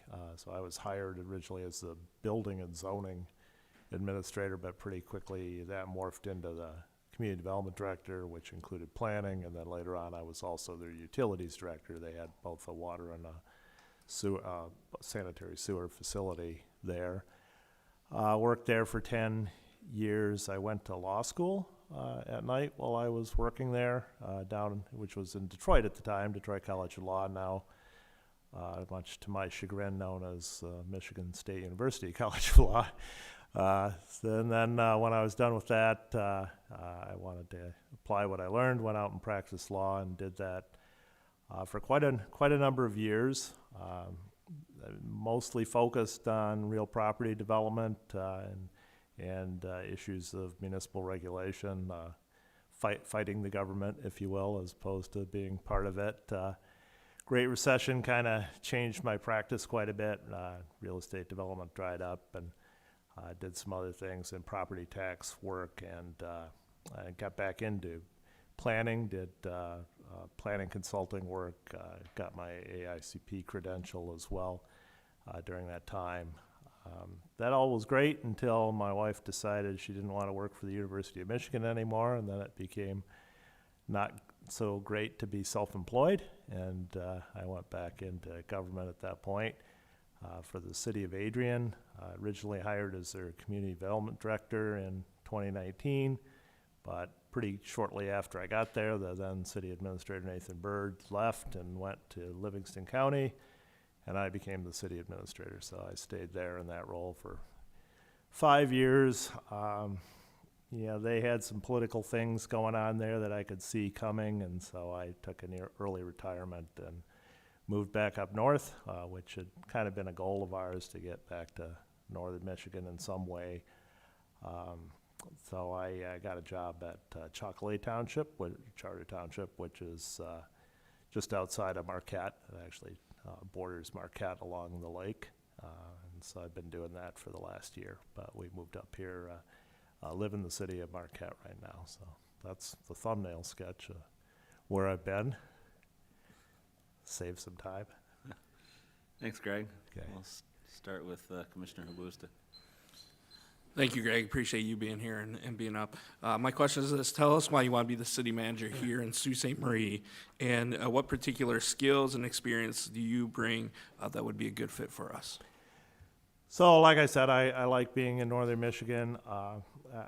Nothing, not a knock on Chocolate at all, but which is a great place. But I really like working in the city environment where you've got control over all the things, streets and utilities and all those things. Townships are very different and kind of frustrating because there's much that you don't control. And so when I saw this opportunity come up, like I told Glenn, I'm not really looking outside of this particular area, but it was of interest to me. Obviously, a little bigger community too, closer to what I was used to. Adrian was 20,000 people. I think you're about 13, so nice, comfortable size for me, and that full range of services that I'm used to. So that's why I was interested in it. What I can bring to it is, like I alluded to in my intro, a pretty broad range of experiences. Some of my private sector work really actually gave me a great deal of insight into a variety of communities, particularly the planning consulting work. I worked with a whole number of different communities, big and small. Actually did interim gigs in a couple places, West Bloomfield Township and the city of Westland, where I was sort of like a half-time employee of those places as planning director for 6 months. So I've just seen a lot of different municipalities, had a lot of different experiences, and I think I bring that breadth of experience to any role that I fill, and I hope that it would serve you well as well. Hi, Greg. Jody Bospasrath. Thanks for coming. From your resume, it appears you have a career filled with accomplishments. Tell us about two of which you are most proud.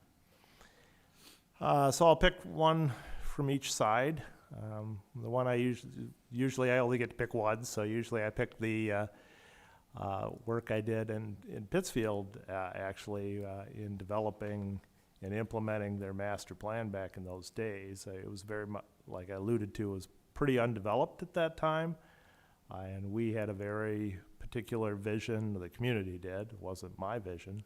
In fact, suburban living isn't, so particularly my thing, but I'm very proud of how we very precisely implemented that through a variety of measures, creating roads, building new public infrastructure, most of it at no cost to township residents. And if you look at Pittsfield today, it looks just like what we planned back in those days. And people that live there really enjoy it, and so I'm very proud of that.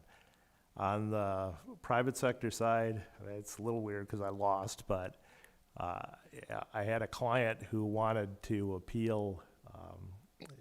It's a fairly famous tax case in Michigan, property tax case called Lake Forest Partners 2 versus the state, and we lost in the Michigan Supreme Court, and he wanted to appeal that to the U.S. Supreme Court, and I was not admitted to the U.S. Supreme Court and had never submitted a writ of certiorari petition before, and I had about 2 or 3 weeks to do that, and I got myself admitted, and I managed to write and submit successfully the petition. Now, it was not accepted by the U.S. Supreme Court, as most petitions for cert are not, but it's all done, and it was done right, and I was very proud of that.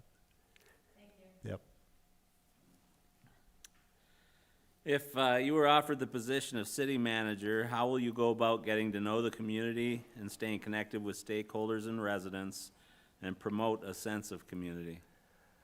Yeah, I like to go on a listening tour when I get somewhere. I was fortunate in Adrian that I was interim for a period of time, and during that time I went and saw all the department heads and saw all their facilities and heard everything they had to say, and then just generally got out in the community and talked to folks. I'm a walker, so when I live in a place, I tend to be going all around on foot, and that gives me a chance to encounter a lot of people.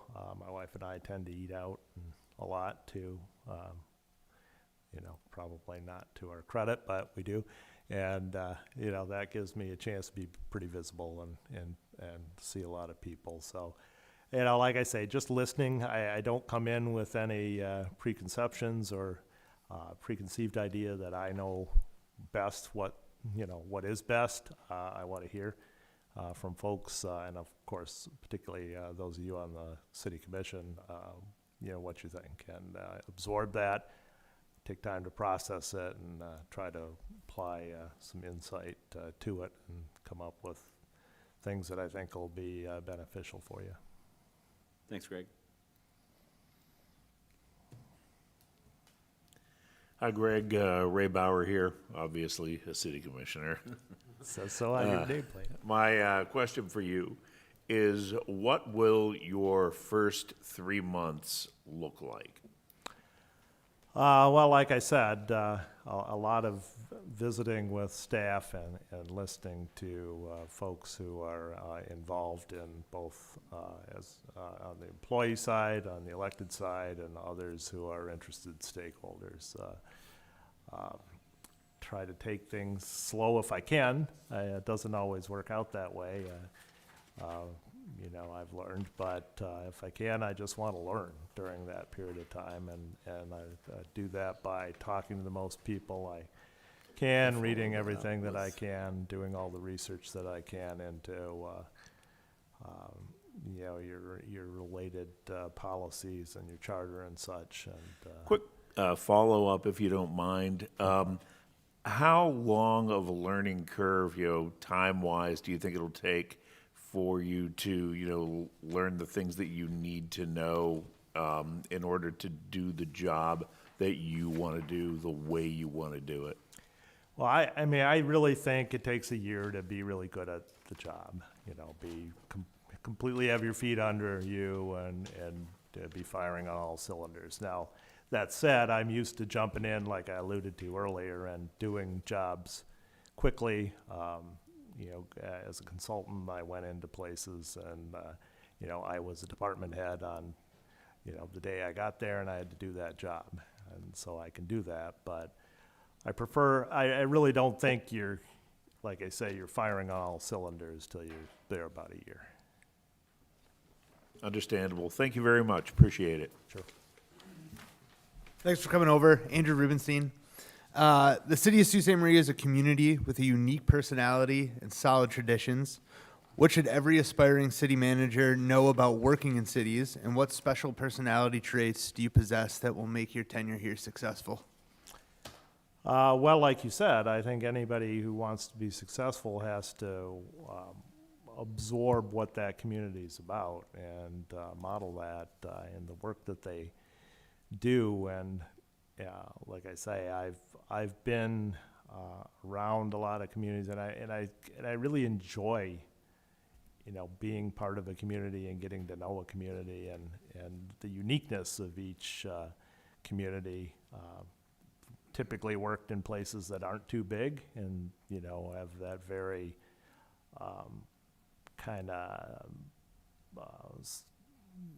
upfront character in terms of what they are, not varied, but mostly small towns where I've worked, or relatively so, and so I think that enjoyment of that lifestyle, being part of the life of a community is something that I can bring that would serve me well in the position.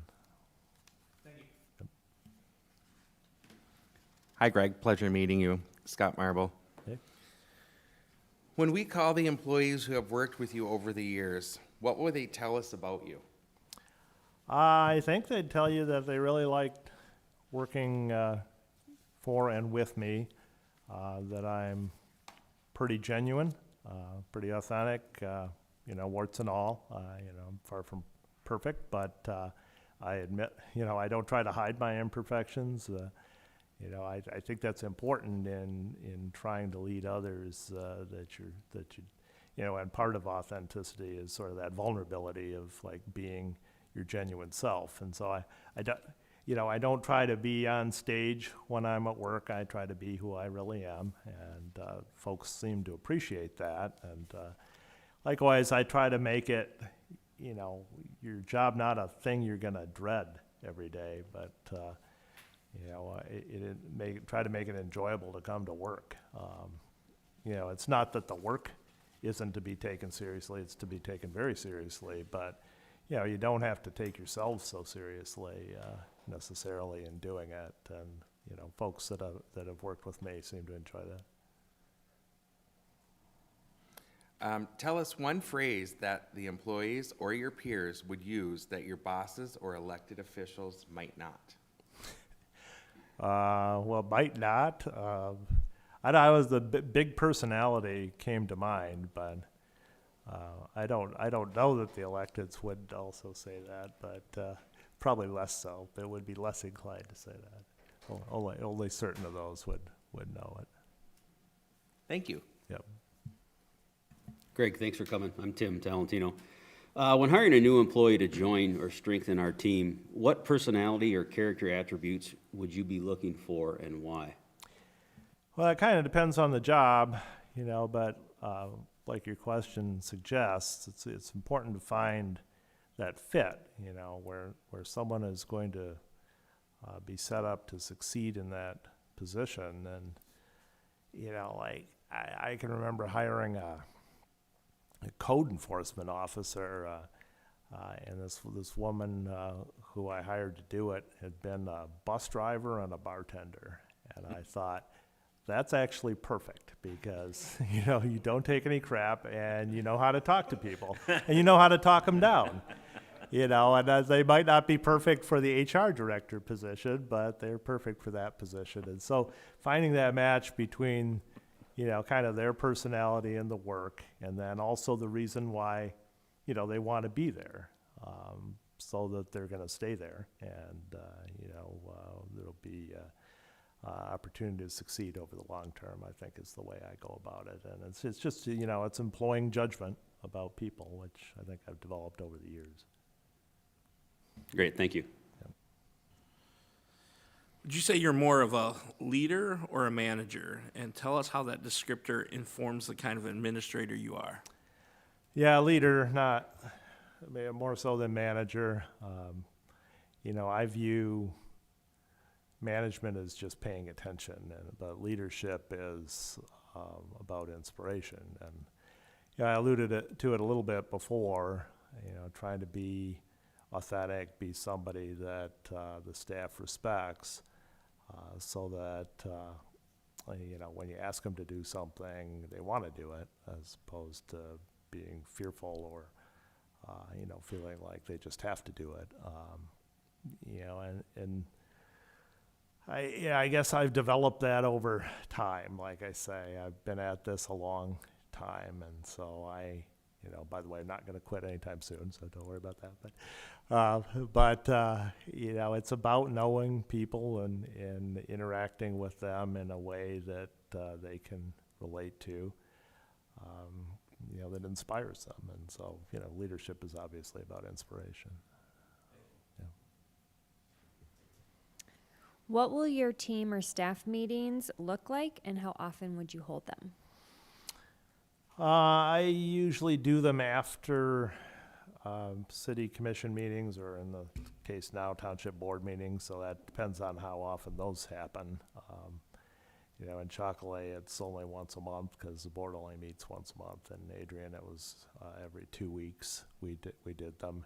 And then I was separately, I didn't mention it, I guess that way, I continued on as the community development director even after I was city administrator in Adrian, and so then I separately had staff meetings with the community development department every other week that I didn't have the citywide staff meetings.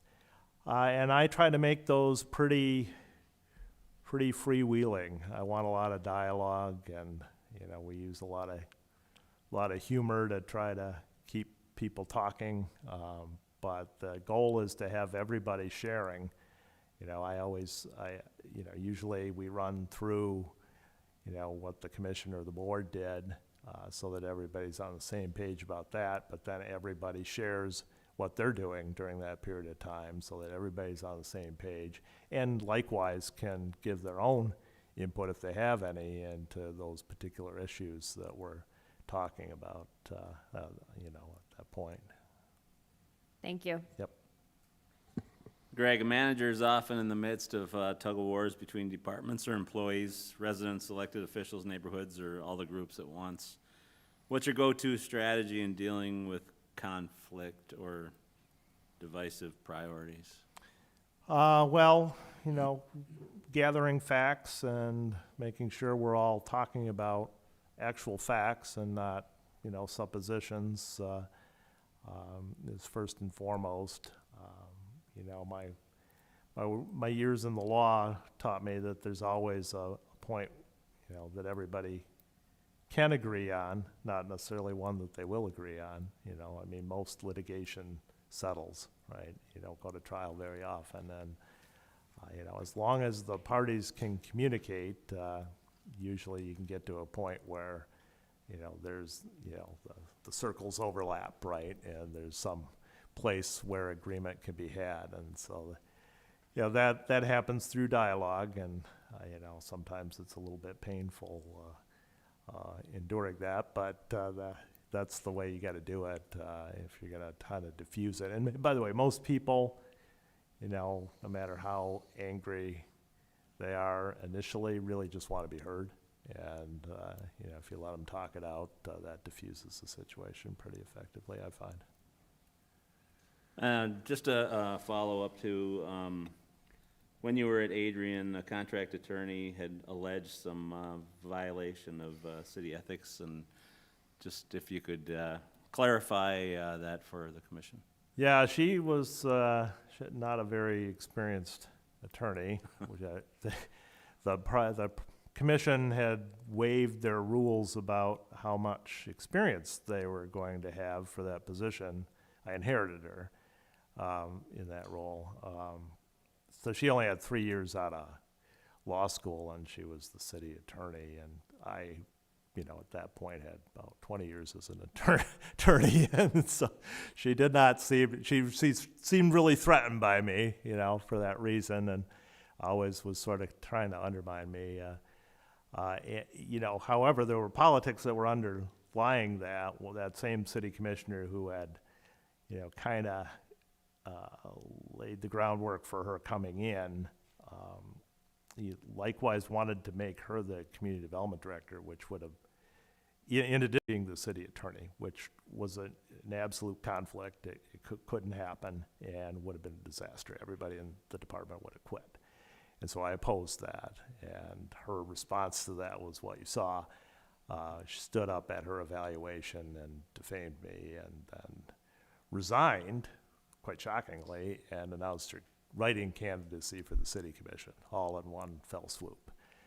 So she eventually did file a so-called ethics complaint. They had a toothless ethics policy that she'd mostly written, and it had actually went to me, because no one had contemplated that somebody would file it on the administrator.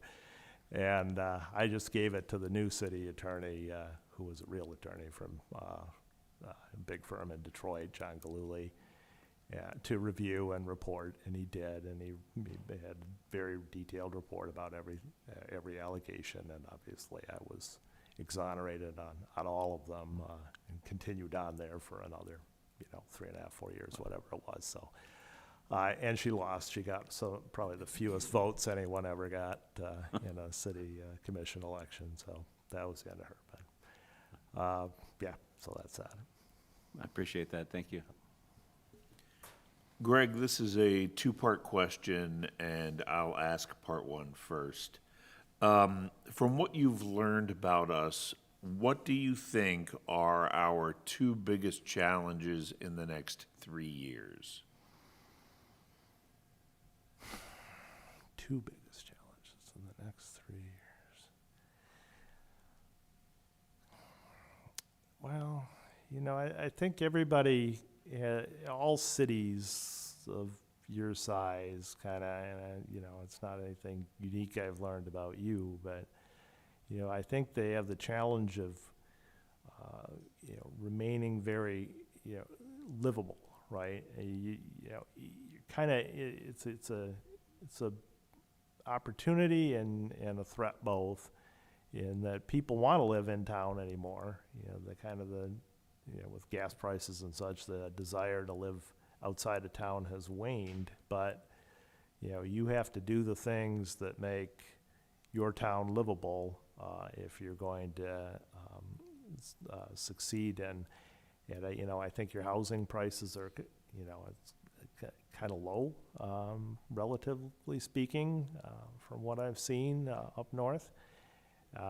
You know, which is a good thing, but you know, whether that indicates that people want to live here or not is another matter. And so you gotta do those things that enhance quality of life, because, you know, at the end of the day, this relates to employment, which every community in the UP struggles with, employment opportunities. And the fact is, and it's often not understood, is that jobs follow people. People don't follow jobs so much. And so if you make your place a place where people want to live, then the jobs will come, because the people are there that, you know, are there to fill those jobs. And particularly with remote working and the opportunities for remote work anymore, you can draw, you know, a lot of dollars to your community by making it very livable. And so that's, I guess, thing number one. You know, and I guess I kind of, you know, alluded to thing number two in terms of, you know, the economics of it, and being, having a strong employment base. I mean, likewise, that relates to having a strong base of taxation. I mean, we're all, who knows anymore with all the proposals about property taxes and such, what we're going to be relying on in the future for, you know, balancing the budget. But, you know, having a good employment base is always that. And so I think the two work together, you know, in terms of livability and, you know, and opportunities for employment. So the second half of that question, you know, since you've identified these issues, livability and taxation, the second part of the question is, how would you tackle that? What would you do, you know, to solve those issues? Yeah, it's one answer, and that's quality of life. You know, my overall overarching economic development strategy is always enhancing quality of life, and that's different for every community, but it includes the same kind of things, having places that people enjoy. Placemaking can do a lot, and, you know, and your economy relies on tourism, and so that's particularly important, you know, that when people show up here, they're surprised by things, and, you know, they're walking around and they find things that are, you know, unique to you, and that you know, delight them and make them want to come back, or tell their friends, oh, you should visit that place, that was so cool. And so it's just a variety of things that make life more enjoyable for the residents that, you know, I think is the one, as I say, overarching strategy that can really help with those issues. Yep. What size budgets have you been responsible for in the past, and what are you uniquely bringing to the table in the finance area that will help us move forward while also maintaining our long-term sustainability? So Adrian were the largest. That was a $15 million general fund, $40 million budget overall with all funds. Chocolate is obviously much smaller, 2.5 and 4. But I'm much more hands-on in Chocolate. I had a finance director and team in Adrian, whereas I do it all myself in Chocolate. Yeah, I think in both cases, though, you know, what I've brought to the table and what I hope I bring to the table here is insightfulness, like looking at it in ways that, you know, others maybe haven't in the past, and and trying to figure out, how to deploy resources more effectively. So when I came to Chocolate, they had lost money. They were burning through fund balance. They didn't know it, but they had been burning through fund balance for 3 years. And, I kind of alluded to that earlier. I like to spend the first 3 months just learning, but I learned pretty quickly that something was wrong there, and we had to do something about it. And so I sat down with the electeds, and I said, "Listen, you gotta raise more money. This isn't working out, and we're gonna get a letter from the Department of Treasury," and we did, because they had burned through, used fund balance 3 years in a row, not for special projects, and. So we had 2 choices. As a charter township, they were able to restore their charter millage if they wanted to, or they could go out for a vote, because their millage had been rolled back by Headley from the 5 mills that a charter township gets to about 3.5. And they said, well, no, we don't all want to be recalled, so we're gonna put something on the ballot, and we put a public safety millage on the ballot for last November, and got some good information out there for people about that, and that succeeded. And so that stabilized the budget. Now they had enough money to pay. It's a nominally volunteer fire department, although obviously the infrastructure costs are high, but they have a police department as well, and so that pays for those departments, and that really, it balanced the budget. And so, it's understanding, what like I say, it's insight, and the insight comes from years of seeing all kinds of different things, right? And so, every case is different, but I think I bring that to the role. Yeah. Okay. How do you handle the negative social media that often criticizes the city commission and various city operations? Besides ignoring it, I really don't look at it. And, in Adrian, my admin, that was her job. She loved it. And so, her job was to tell me if there was anything in there I really should see. And so she would show it to me, but otherwise I just didn't look at it at all, because it's all negative pretty much. Sometimes you need to know, and you got to get ahead of things. And so she was the communications director for the city as well, and so that was her role. But if there were things we needed to get ahead of and put good information out there, then we would do that. We would make a statement or otherwise go out there with information to refute the misinformation. But it doesn't pay to do the tit for tat. It doesn't pay to try to respond, because that's most folks, keyboard warriors, are just trying to inspire that. I make myself very available to the media, though. I always have. And Adrian, I was on the radio pretty regularly. Had occasions to be on TV because of things that were going on, but just generally, anytime a reporter called, I answered their questions. And we had them come up, 3 of them up after every meeting. Always had, took all the time to talk to them. And that gets likewise, we were very transparent with our meetings. Everything was interactive on Zoom. We started that during the pandemic and continued it because it was a good way to get participation, and more people participated on Zoom than they did in person by far. And like I say, we were interactive. You could do your public comment. You could do all that via Zoom. And so all that, the more of that people can see, the less that the social media naysayers really matter, because there's good information out there for people to see. Appreciate it. Thank you. Sure. Greg, what intergovernmental regional cooperation or service partner efforts have you been involved in?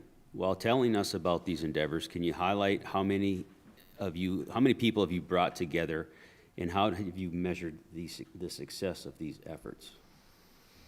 Well, in Adrian, I was part of establishing a regional trail authority. You know, by Marquette standards, we did not have much of a trail system, but we had a trail that was a railed trail that ran between the cities of Adrian and Tecumseh, and it crossed.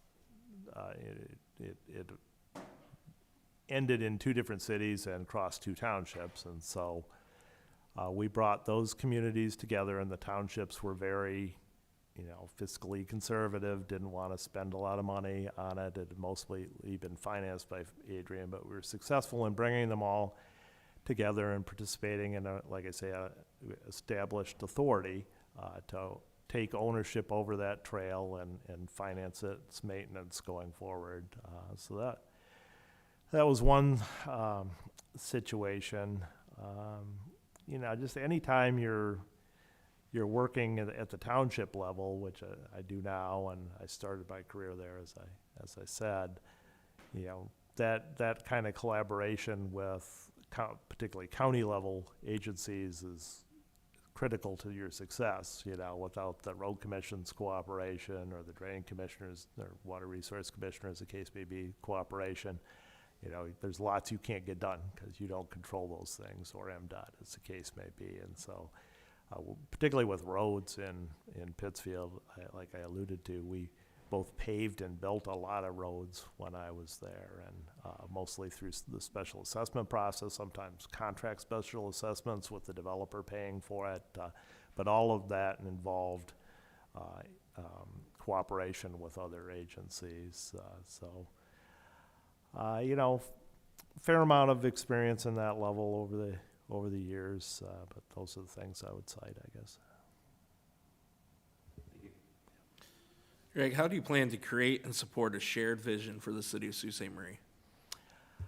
So I don't actually know if you have an up-to-date strategic plan, but if you don't, that is always something I promote. And if you do, adherence to it is something I promote. We did not have one in Adrian when I started there, and we brought Lou Bender in, who you may know. Is quite good at that, and developed a strategic plan for the first time, or a real one for the first time, maybe ever. But and then every meeting we checked in, or every month, they met twice a month.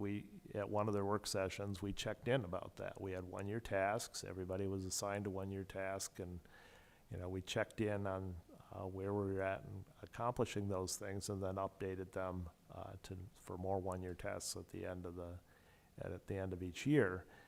I really believe in that process, and not everyone bought into everything, but they bought into the process, right? And so and I remember some of them saying, listen, this wasn't my goal, but it's our goal now, because we went through a process and we all agreed on it, and that's our plan now, and I support the plan, even though I didn't necessarily support this thing that, was put into the plan. And, if you have a process where everybody feels like they're heard, then, you can possibly achieve that, where you have unified backing for the plan that you've developed, strategic plan that you've developed, and the things that are in that.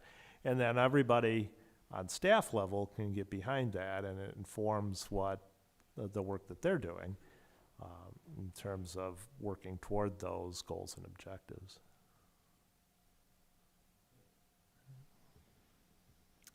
There are many strategies for economic and community development. What do you see as our most pressing development issues, and what approaches might you suggest for the city? Well, like I alluded to earlier, just focusing on quality of life as the key to economic development. I wouldn't presume to say I know exactly at this point what the city needs in that regard, but making sure that your downtown is an interesting place for people to go, that it is the place where the community wants to go. If you don't have opportunities for housing upstairs in downtown buildings, that's absolutely something that you want, because more foot traffic downtown is good for every business downtown, and lots of businesses downtown and places for people to visit is good for both, you know, the folks that live here and the folks that visit here. And so I really think it all starts with downtown, you know, but having an economic development arm to your, to whatever you call that department, whether it's community development department or what it is important too, in terms of reaching out to all the businesses and doing the attention and attraction, not retraction, hopefully, attraction work that is necessary to keep them in place. You know, so all those things, but like I say, I wouldn't presume to prescribe things for your city, having, you know, not spent a ton of time here. Yeah. Greg, how successful have you been in securing grant funds in the past? And looking at the state and federal landscape going forward, what projects with external funding streams would you be concentrating on here? So we got a lot of, we're successful in bringing a lot of money into Adrian, 26 million during my time there. Some of it through legislative earmarks, which is not as great an opportunity anymore as it used to be with the light that has been shown upon those in the legislature these days. But but there's a process to that, and I understand what it is. And you know, we had a lobbyist, and we had our own lobbyist, and we used that to try to secure those opportunities, obviously with a fair amount of success. So of that 26 million, about 15 were earmarks, and then we were able to leverage some of those funds for other grant funding. So we were successful in getting a TAP grant for the reconstruction of a downtown, to turn a downtown street into a true downtown street. It was sort of a pass-through street and create a downtown streetscape out of a street called Winter Street down there, which has yet to be built, but it's programmed for next year. The funding is in place. So we doubled our money through the TAP grant process on that with some of those enhancement grant funds, constructed a town square, designed a town square project. They're building it still. The MISHDA process anymore that is kind of for non-entitlement communities, kind of the way HUD funds flow through for housing, is a great opportunity. We were able to get, during my tenure there, 400,000. They just got some more, because once you're in that system, your experience factor gets you more money going forward. And so we were able to start with 400,000 for housing rehabilitation, and then you can get more every year after that. And so that's a good opportunity. And that's one I would think that would be, if you're not into it, would be a good opportunity for Sault Ste. Marie as well. Like I say, it grows over time, and it can become a nice source of funds to rehab housing for folks. Thank you. You mind if I ask a quick Sure. follow-up before we, thank you. Did Adrian, and also to a lesser degree, did Pittsfield, did either one of those municipalities have a downtown development authority? Yeah, Adrian did. Pittsfield doesn't have a true downtown. Thank you for the clarification, appreciate that. The question, though, at hand is if you could please talk about your use of technology as a tool for greater operational efficiency and as an effective communication and citizen engagement tool.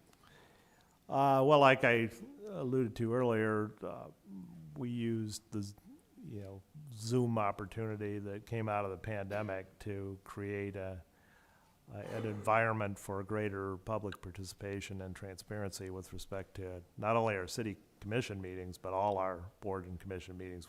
We made the decision to keep them all on Zoom, all interactive on Zoom, and it was huge for public engagement. The participation went up very significantly because, why, if all you gotta do is flip open your smartphone or your laptop and you can be at the city commission meeting or the planning commission meeting, as the case may be, that's way easier than, going downtown and parking and going, into city chambers. So that was one, obviously having a pretty decent website. Yeah, Are they we still on Zoom to this day? Yeah. Oh, cool. Oh, yeah. Yeah, no, that's one of my prouder achievements there because, you don't see as much of it as I would think you would. It's pretty. Now we had to wire chambers well. We spent the money to put in the right kind of sound system and the right kind of video so that, because if you don't do it right, people are just frustrated with it. And if you went through the pandemic and had to participate in those meetings, I was a consultant for part of that time too, and so I got to see a variety of them, and some of them were, just made people angry because they could see it but they couldn't hear it, and so you have to do it right, or it just frustrates the public. But if you do it right, it's a tremendous thing for people. Having a great website is of course important. That's the bulletin board anymore for a community, and people should be able to rely on that to find all the information they need about city services. So that's important. We did the see, click, fix thing, but I'm not a big fan of that. It's again, if you don't do it exactly right, then people just get annoyed because their post disappears and they don't know what happened to it, and anyway, not a fan of that, but I'm experienced with it. But I guess those are the things that come first to mind in terms of use of technology, particularly as it relates to public engagement. Sorry, I'm losing my voice. Thank you. Yep. Can you tell us about one of the most complicated projects you've brought into your community and manage, and how many partners and funding streams were involved, and how did you keep everything on track? I guess in terms of being complicated, I'd have to go back to Pittsfield days. We had a utility expansion project, water and sewer utility expansion project. It was $8.5 million in those days, but that, it seemed like a lot in those days. It wasn't. It's not that. It doesn't seem like that much today, but it was a lot. And it opened up a huge swath of land, about almost a third of the township, to development of a different sort, obviously, than what was an opportunity before. All of that was funded through a contractual special assessment district, and so paid for by property owners who had agreed to be specially assessed for that work. And then we had to develop and so all of those people, it was called the West Side Pittsfield Utilities Consortium. All of those folks had to come together and agree to that, and then we developed actually a payback ordinance so that there wouldn't be the free rider problem, and the interest rates were pretty high back then, 7% on the bonds, and so it modeled that 7% interest rate. And so if you didn't participate, if you weren't part of the consortium, then your tap charges or capital improvement charges when you tapped in were what they paid, and then increased by 7% over the life of the ordinance, which went out 20 years. So over 20 years, they got paid back if anybody else tapped into the system that they had paid for, which they did over time, and it became pretty expensive, but almost every property ultimately ended up getting served. So that was pretty complicated, but it was of a massive impact for that community. And if you go to Pittsfield today, you would think it was part of Ann Arbor, but that's where Target is, and Meijer, and all the stores where people shop on that side of southeast side of Ann Arbor. Yep. What is the most important skill or talent a manager can have when it comes to council-manager relationships? And can you tell us a time when you had to rely on that skill to improve a relationship?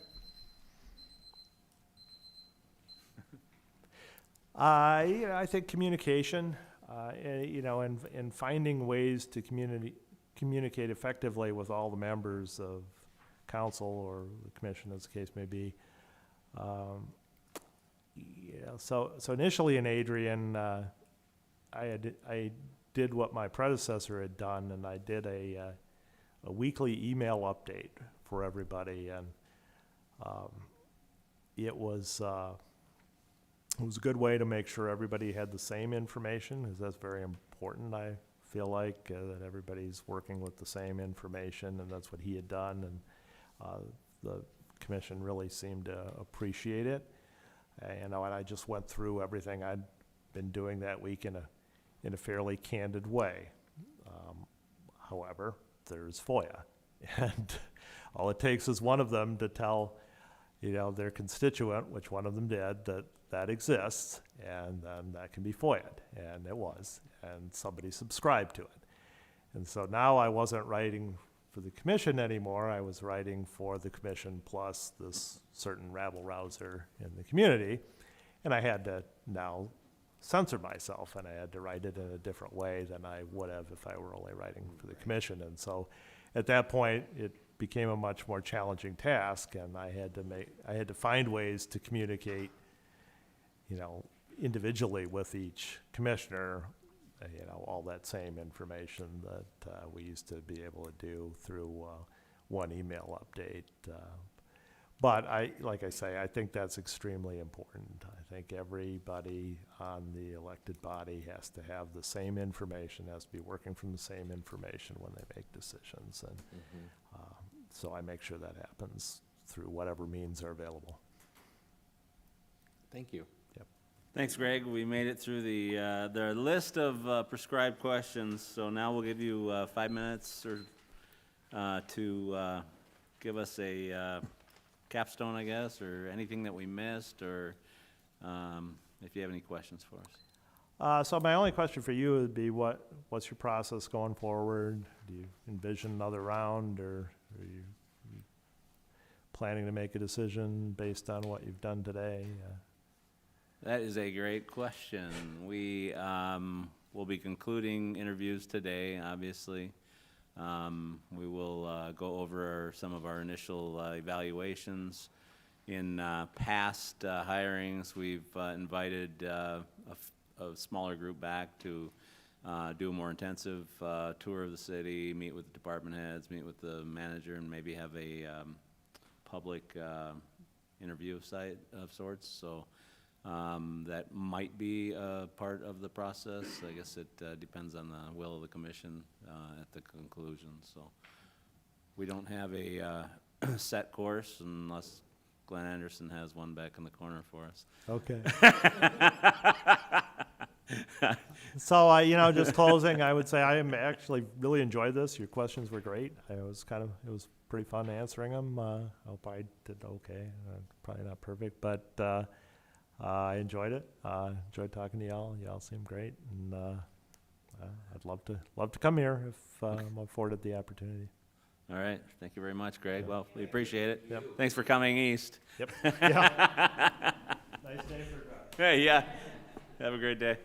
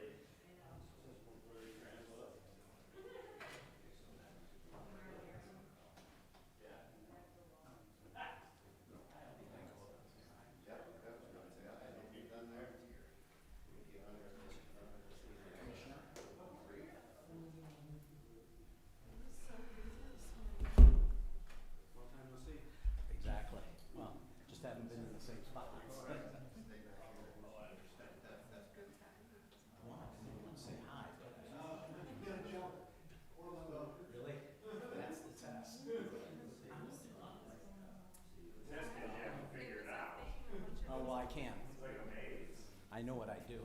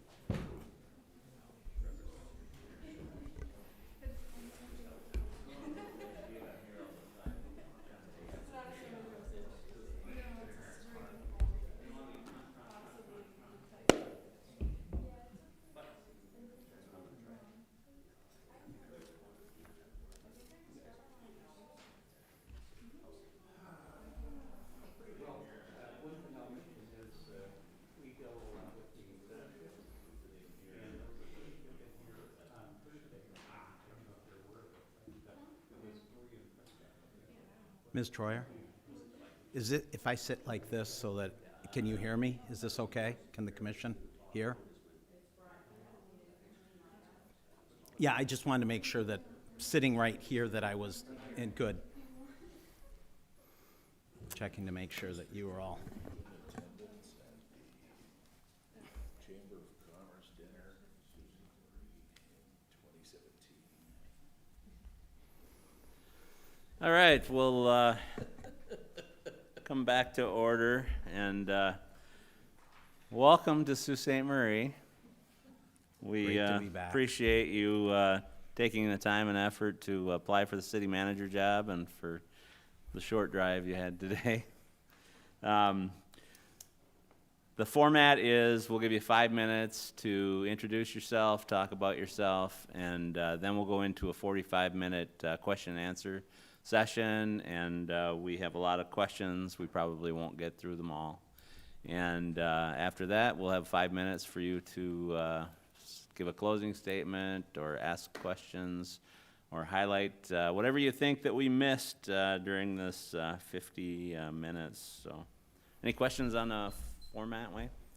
No. I think you know Thank you, all Your of Honor. us, so we'll, in the interest of time, we'll go forward. So, if you want to go ahead and, We'll and start? start it right off. Great. Well, first, I'd like to say thank you, Your Honor, members of the commission, staff, and the public that have invited me to this interview.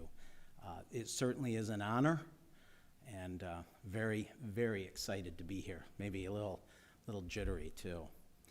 You have my resume, you have the materials, references in front of you, so I don't want to belabor any point.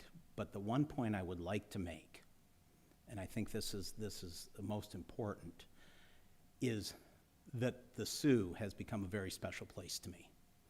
Long before I was an elected official, or actually I was just a rookie elected official, mostly, I was up here helping my Northern Caucus members. When I was in the hotel business, I shared guests and other visitors to Michigan. Many of your guests come here, makes an occasional stop to my hometown, and then head further north. But the Sioux has, as I said, has become a very special place. When I was first elected, the House was up here. Later as senator, spent a lot of time up here. Probably more so than if you were to technically look at the percentages of people or residents, because I believed in the Sioux. I enjoyed being here in the Sioux. Post-election, I've been up here, partly in a role for Senator Ed McBroom, but mostly because I've enjoyed the Sioux. And I've said this long before this job ever became open, was that if and of course I admit, I grew up below the bridge, Traverse City, but if there was a place that I would choose to live beyond Traverse City, it would be up here because of many of the same qualities, the water, the people, the friends that I've made up here, the relationships, the friendships that I've built. This is just a very special place. It appeals to me because of the downtown. It appeals to me because many of the things that my hometown has to offer, so does the Sioux. And that's why I chose to put my name in for city manager. Background, we can go through all of that. I know you have many questions. I believe I'm the last interviewee, so I don't want to be the one that keeps you from deliberation or going anywhere. So I say we get on with the questions, if that's okay with you, Your Honor. So we'll start with Commissioner Habusta. Thank you, Senator. You covered some of this in your opening address, but specifically, I want to know why you want to be the city manager here in Sault Ste. Marie, and what particular skills and experience that you possess to make you a good fit for here. The similarities of the community that I grew up in, the fact that the Sioux has an excellent downtown that's really becoming much more lively. Credit to all of you. Credit to the business owners and the people that have chosen to invest here. I just enjoy being up here, and I can't say that enough. The staff has always been welcoming to me in terms of cooperating. I think that all the pieces are there for continued success in Sault Ste. Marie, and I'd really like to be a part of that. I think that I've had both private and public sector experience in terms of managing staff, which I think is key. I view myself as a leader, but more in the sense of, shall we say, baseball. It's a team. It's not one person dictating everything, but rather someone that allows staff to do their jobs, but is there for them if they need help or professional development or guidance. It's not my city, it's your city. It's the resident's city. And my job as city manager would be to execute the policies, the goals, the vision that the commission has, along with staff. The staff is key, that we take care of you and we take care of the residents. That's our charge. And I'm a part of that. I wouldn't set myself apart. Of course, there's the managerial day-to-day things, and that's why you have department heads. You let them do their job. You empower them. There has to be accountability. There has to be goals set by myself, meaning if I were the city manager, or by the city commission. But again, It's all of us working together to execute your vision, your goal, and ultimately to take care of the city residents. Welcome, Senator. From your resume, it appears you have a career filled with accomplishments. Tell us about 2 of which you are most proud. To be Sioux specific, which I probably should be, I think one of the things, and I heard from the commission and from the leadership team, was getting money for Carbide Dock. And we were able to get some state money. I know the city put in money. And we were able to leverage those 2 things to get federal money. And I think today that is certainly, for the Sioux, a great, I see the articles on the cruise ships docking, more people coming, seeing this area, spending their money if you're a downtown merchant or a restaurant. I think that's one. I think some of the investments that I was able to bring back for Lake Superior State University is key. Those are Sioux specific. Overall, I think some of the most important things I did from a legislative perspective would be that of road funding in 2015. And again, making sure that funding went to cities. Living in a city right now, I live in the city of Traverse City, making sure that municipalities receive their fair share of road funding or any other transportation funding. I know for transit also. And then also for some of the tourism, natural resources. Again, Sault Ste. Marie is seen as a leader in the Eastern Upper Peninsula. I kind of say, nobody says I'm going to Garfield Township or East Bay Township. They say, for example, I'm going to Traverse City. When I hear from people saying they're going to the UP, they say they're going to the Sioux. Now, it could be a neighboring community or something, but you're seen as a leader, and that's something that I think needs to continue. And those successes that I've had legislatively in terms of that are some of my proudest accomplishments. And also, if any of you have served on a school board, some of the K-12 budgets, I did that. But that's a whole nother ball of wax. But if you've had kids, that was kind of near and dear to my heart, having 2 boys. Wayne, given your background, this is not the most relevant question, but if you were offered the position of city manager, how would you go about getting to know the community and staying connected with the stakeholders and residents and promote a sense of community? You have a great sense of community already. I don't think you need a city manager necessarily, anyone for that matter. Great sense of community.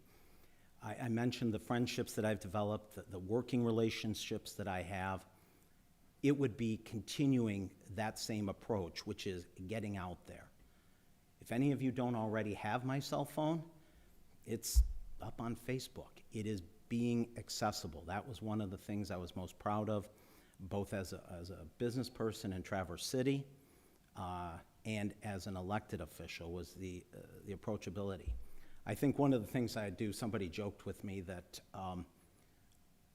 every day I should be out, not having a brown bag lunch, but out in the community during the lunch hour, eating at the various restaurants.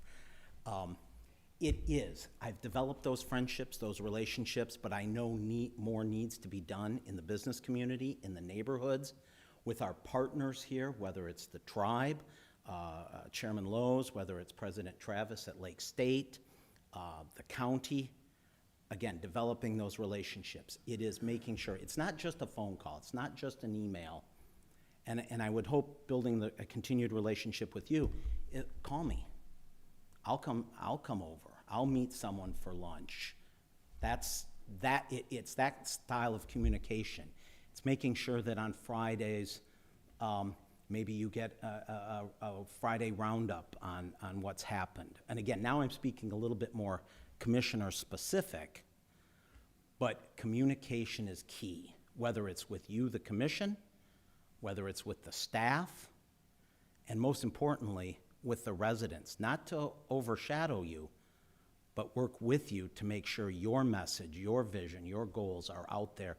And that information ahead of time, I think, makes a big difference in the view of the public in terms of what they know. So continue to call me. What would your first 3 months look like?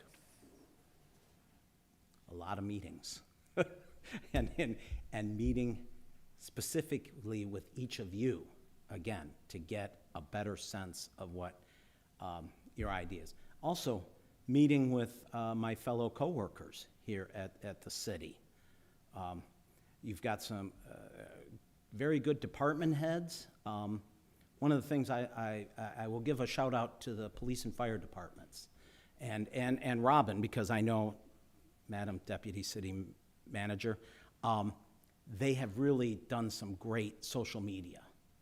And again, communication is, you're gonna probably hear me beat it till, dead horse, but getting out there, I like, and this was before the job came open, but I saw, the number of fire calls versus EMS. And these are all important things that cities face. We're not dealing with, and talking to the chief, as many structure fires, but now more rescue calls or EMS calls. But I like that. But those first 3 months are really, again, meeting with staff, meeting with the stakeholders, our surrounding partners, but meeting with you and getting a sense of where you want things to head. But yeah, those first 3 months would be drinking from a fire hose, but it's a community worth doing.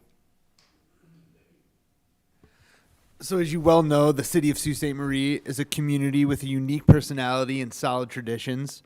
What should every aspiring city manager know about working in cities, and what special personality traits do you possess that will make your tenure a successful one? Well, to work in Michigan's oldest city would be an honor. What are we on, 353? I apologize, 353, 358? 358. I didn't continue my 3. I meant to continue the 3 into an 8. 1668, yeah, you're right, yeah. It's tough enough to remember my son's birthdays. That it is a unique community. You're one of only 3 communities in the state of Michigan that's a border town. Our partners, I should have included them, our partners to the north.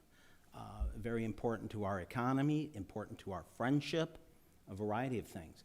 But I think that it would be a city manager respecting that tradition, respecting what you, the commission, wants in continuing to make the Sioux an enviable place to live and to work and to invest. I know we're probably going to hit an economic development question here sooner or later, but this is a very attractive place ultimately to be because of the natural resources and all the other great things going for it. Hi, Wayne. Hello, Commissioner.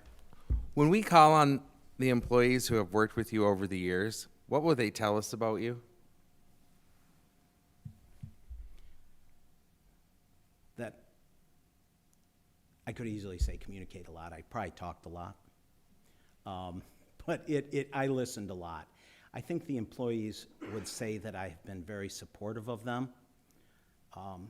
One employee comes to mind, if I may, Commissioner. Person who started out as an intern for me when I first became elected as state representative ended up being my chief of staff. And what's funny is she is now a lobbyist and actually does a lot of the work for a local partner up here. I'm not going to say the Sioux Tribe, but a lot of their things, and works on many of those issues, including housing issues.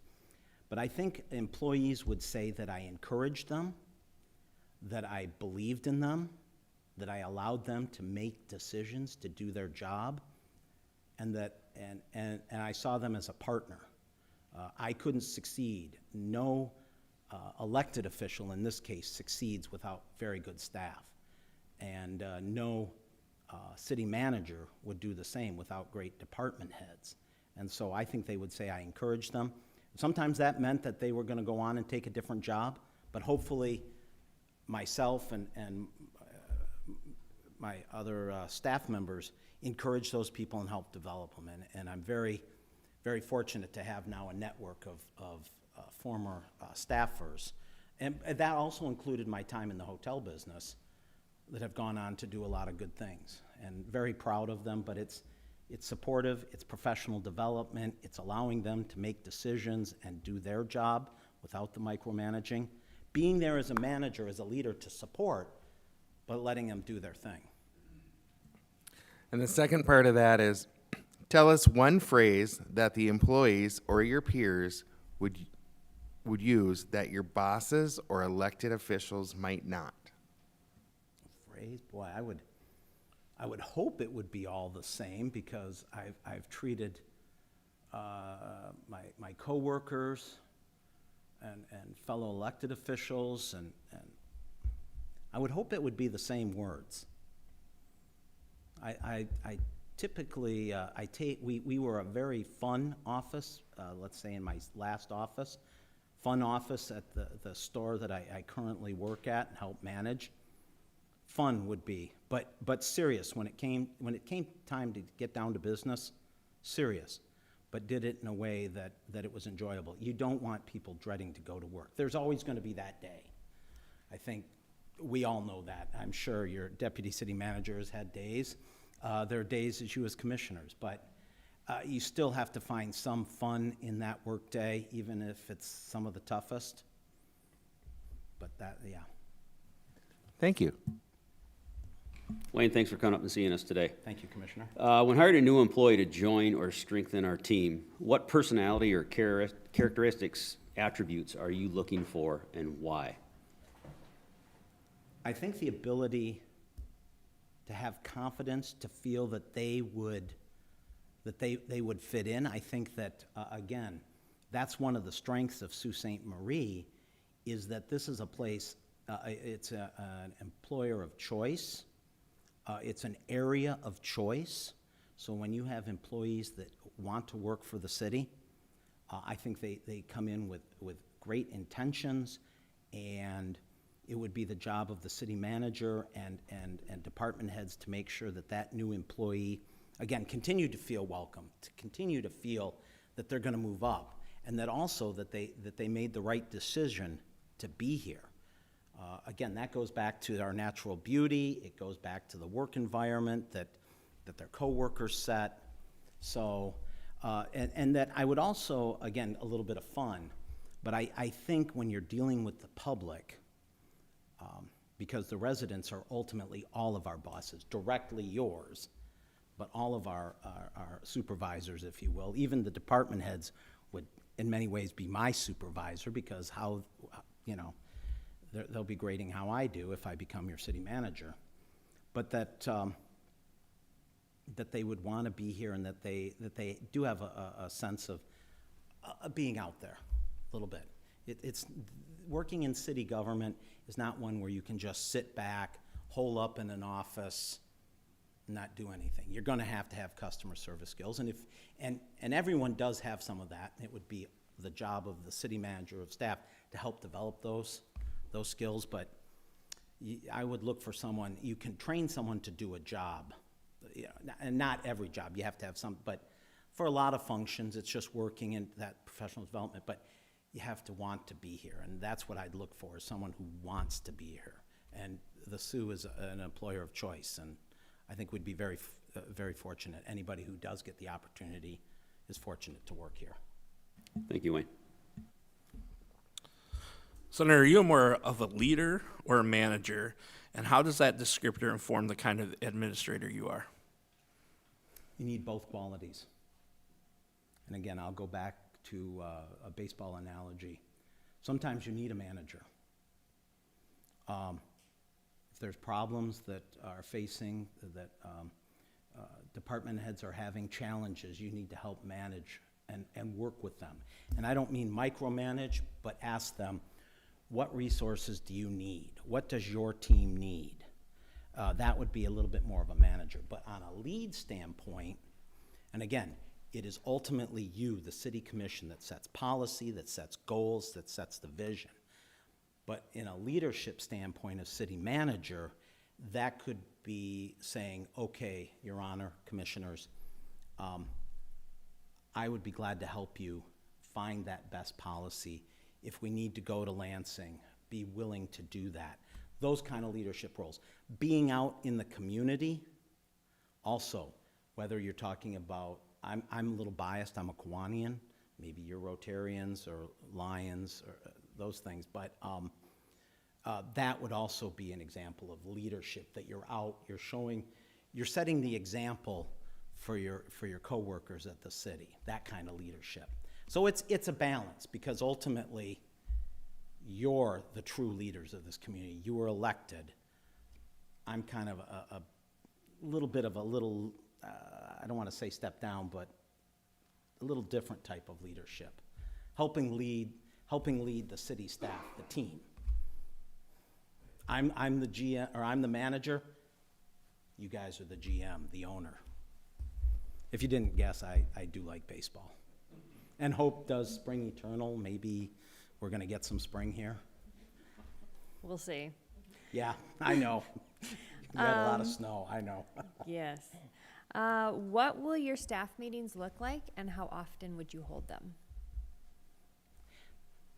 That would depend on, and I think you'd have to find, whoever new city manager is find what that groove is. You'd have to, going back to that first 3 months, is find out what the rhythms are of the staff. I don't know those details. I know when I would come here to City Hall, I saw people working hard, doing things, meet with staff, come and go, that kind of thing. It would take a little bit of time. It really depends, again, if you're empowering your managers, you don't want to have meetings for the sake of meetings, but you do need that open line of communication and some formal chance to meet with everything. I think that would be a little bit of time before I could truly say how often should we meet, things like that, because I would want to get to know the staff, and hopefully the staff would want to get to know me.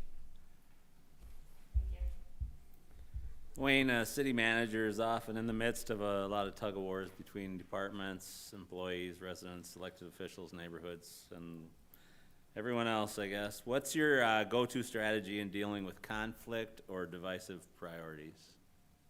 One-on-one contact, sit down. It's the same thing that would get, how you get to understand where you as commissioners are coming from, your vision, your goals for your town. It's also sitting down. And that would be an open door policy.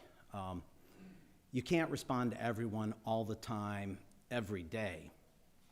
But with challenges like that, that's part of the city manager's role, is to take some of those tough questions, to meet with, whether it's a business owner, meet with a department head, and take the time to work it out, to understand where they're coming from, what the issue is. And sometimes that would take, back to Commissioner Bosworth-Rath's point, that would take some meetings. But everyone's a little different, and I think for me, it is facing it head on. If let's say a resident is having a challenge, you meet them where they're at. And then come back, hear what their issues are, their challenges, and then come back to the department head to say, hey, what are we doing? There's always two sides to the story. And then also, it may be meeting with you and saying, here's some things I'm hearing. How does this fit in with what we want to achieve? But it's being out there. City manager is not I wish it were a 10 to 4 job, that'd be awesome, but it's not. Some days it's Saturdays and Sundays, it's evenings. Again, it's meeting people where they're at. Thanks, Wayne. 10 to 4, damn, Wayne, that's a 6-hour day. I said it's not. I wish. I think all of us. I know you said it's not. You're a restaurateur, it's like, sir. Wow, who is working the 10 to 4? You're a restaurateur. You know there's no 10 to 4. Half day is 12 hours, not 8. This is a 2-part question. From what you know about us, what do you think our 2 biggest challenges are in the next 3 years? Revenue sharing.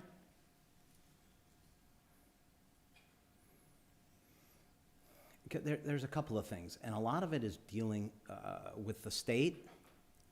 I know the federal government does have, plays a large role here, whether it's because the properties are off, I shouldn't say on, they're off the tax rolls because they are federal. I think revenue sharing would be one of them, mixed with a little bit of federal, how that works. And also the economic climate. The Sioux is well-positioned as an economic hub for the Eastern Upper Peninsula. I think it's one of 4 key communities in the Upper Peninsula, especially because you have both a city airport and actually an international airport. A little envious of that down in Traverse City as a former airport commissioner. But I think the economy is the challenge, and also revenue sharing and how the state, and that, yeah, those And- would be, I think, the 2 biggest things. How do you address that problem then? Well, what's nice is you've got a heck of an organization, MML. I don't know if you're familiar with it, Your Honor, but they do an excellent job. Again, it is the role of a city manager, I believe. Again, this would be the leadership portion of things, is to work with the commission. You've been very fortunate, and I say this, you did call. You had issues, you called. You did not hesitate. Kudos to you. Not all communities have that kind of leadership on your part. Not all communities have someone who's stepped up. I apologize. Is anyone else part of MML in terms of moving up the leadership ranks? I don't highly recommend it. But that's how you develop those ties. I hope that you're not afraid to call Senator DeMoose or my successor or Representative Fairbairn. That's critical on dealing with the state issue. Federal, that's a lot tougher ball game, but again, it's being out there. Again, who is the best representative to send to those issues? It might be commissioners and a certain staffer. It might be myself and the mayor. That would be something that you would have to come to consensus on with staff in terms of how do we best address that issue. And, it's every 2 to 4 years on the legislative front. Was there another part to that? No, Yeah, okay. nope, that was part 2. That was part 2? Thank you. Okay. If I haven't answered your question, please, feel free to say, excuse me, answer the question. I would, trust me. I know. Yes, sir. Can you talk a little bit about some of the size budgets you've been responsible for in the past, and what do you uniquely bring to the table in the finance area that will help us move forward while also remaining our long-term financial stability? I've looked at the budget. The Sioux is in all things considered, in pretty good shape. Very fortunate. There are many communities that aren't as in good a shape. Kudos to you and the staff for sometimes making the tough decisions and things.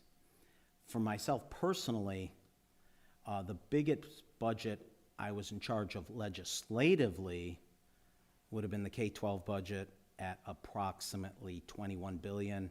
It had a lot of help. Again, this is where you say staff is you don't do anything without staff. They make or break city managers, and they make or break city commissions. They are key department heads. That and the transportation budget. On a local level, as a county commissioner and former chair, you were talking the upwards of 30 to 35 million. And as a department head in the hospitality business and a manager and an owner, in the low millions. And with, as a business person, I do not have a finance degree. That's why you have a finance director or CFO, depending on, private sector versus public sector. They're key. They're the right-hand person of most people. Private and public sector is the CFO or the finance director. But having had private sector experience, that makes a big difference. You're not in the business of turning a profit. but you are in the business of providing services as cost-effectively as you can and as best you can. And so that would be the balance. But I would rely heavily upon finance director and department heads. They're the ones with the expertise. I'm not a civil engineer or anything like that, so you have to do that. But again, that's where it's a team approach. It's all the people on the field and in the dugout that makes the difference. Okay.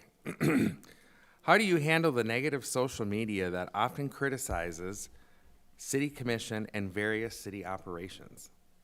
Social media.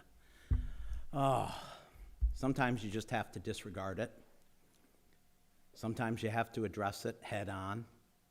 I think it goes back to the communication piece and being clear. And when I say we, not just the city manager, but the city manager would play a role. But I think, and I'll go back to the police and fire example.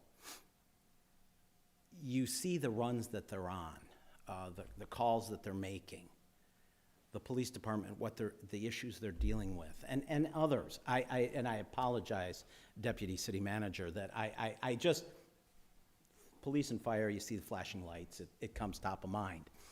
But it's those kind of things, and you're getting it out there. But again, sometimes it's that one-on-one, getting it out there. Some of it you just have to disregard. We've all been in that. We've all been in the public eye. There are people you're just not going to change. I personally think life is too short. It's why one of the reasons I'm applying here is because I do like it up here, and I'd like to be up here. But others, it might be, again, that communication piece of going and sitting down with that person. You can't spoon feed every resident, and I don't expect that. I don't think they expect that. But I think if something were to kick off, or the commission decides they want to go in XYZ direction, and it's, we'll do the carbide dock just because it's easy, and I was involved in one small aspect, it was yours. But making sure that the plans are out there, that you're including people. It's a free space for people, but also saying, hey, we're spending these dollars. It's free to the public. It's bringing guests in on the cruise ships, which help our businesses. Here's all the things we're doing. Is it going to be 100% perfect? No. But if you have constructive input, please get it to our city manager or let you know. And then we, staff, if I become city manager, we can address that and work with you on saying, hey, we're hearing from people that they want swing sets or something there. Well, you've got someone right now who's done a good job in getting grants and different things, and I don't know how good you are at getting swing sets, but maybe if that's what it is, you work and you get a swing set or something. I just use that, but that's the kind of thing. And again, it's back to communication and back to empowering staff. Thank you very much. Wayne, what intergovernmental regional cooperation or service partnership efforts have you been involved in? While you tell us about these endeavors, can you highlight how you brought people together and how you measured the success of the effort? We talked about some of the successes here in the Sioux. Again, working with your partners, whether it's Lake State, whether it's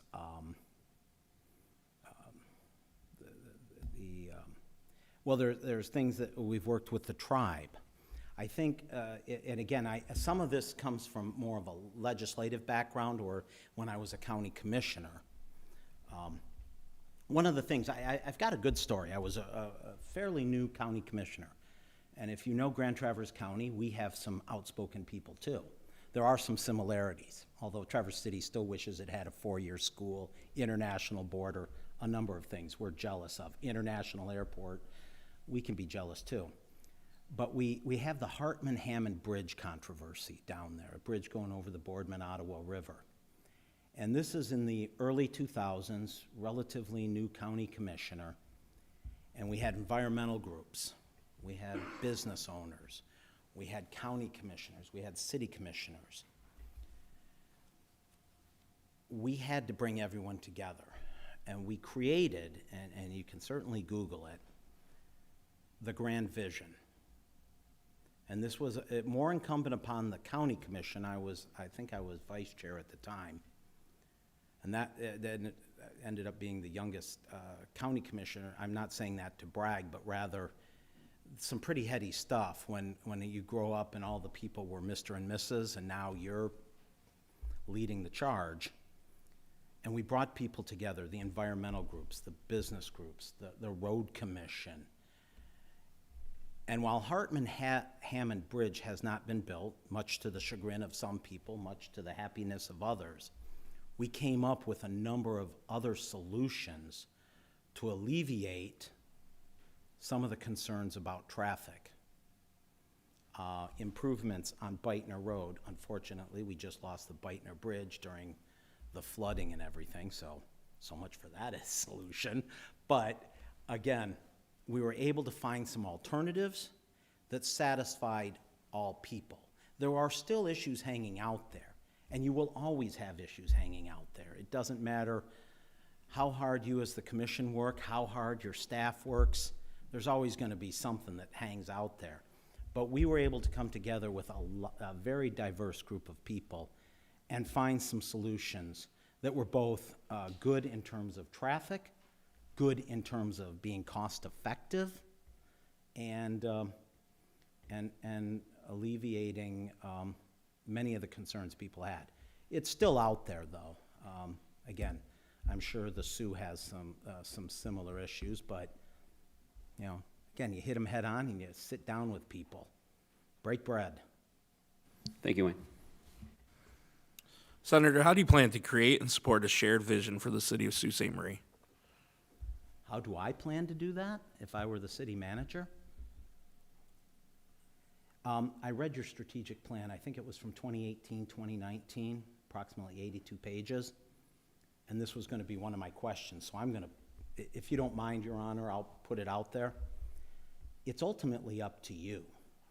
City manager, the true role of a city manager and the staff all working together is to execute your vision, your goals. And I know I'll save the question for my last couple minutes, but it would be, what in that plan what do you feel you made success or headway on, and what would you want to see continued or continued to be worked on, and or would you want to do a new strategic plan? I'm a big proponent of doing that. I have a little bit of experience doing that. I think that would be something where, again, getting to know the staff and working with them, and I promise I'd bring in donuts and things like that. That's one thing my coworkers would tell you. But it would be presenting you with some options of how would you want to do strategic planning. How do you want to come together as a commission and ultimately bring the residents of Sault Ste. Marie on board and go and move forward? So I think, again, I think in those last minutes, I'm going to ask you, if I may, what you have seen, what you've accomplished in that strategic plan, and what would you like to do going forward? So strategic planning is critical. If a staff, department heads, city manager doesn't have a good vision from you, we need to make sure and work with you to help you. You're the decision makers, you're the goal setters, but we're here to assist you. So that would be one of the things you talk about in the first 3 months. I would say probably in the first 6 months. Again, the Sioux has got so many good things. This is not, I don't wish to be someone who comes in and needs to upset the apple cart. Far from it. I don't believe that what the Sioux needs. The Sioux, I think, just someone who cares as much as you do and as much as the staff currently does. That's what I'd like to do.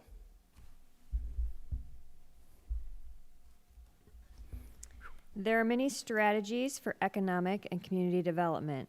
What do you see as our most pressing development issues, and what approaches might you suggest for the city?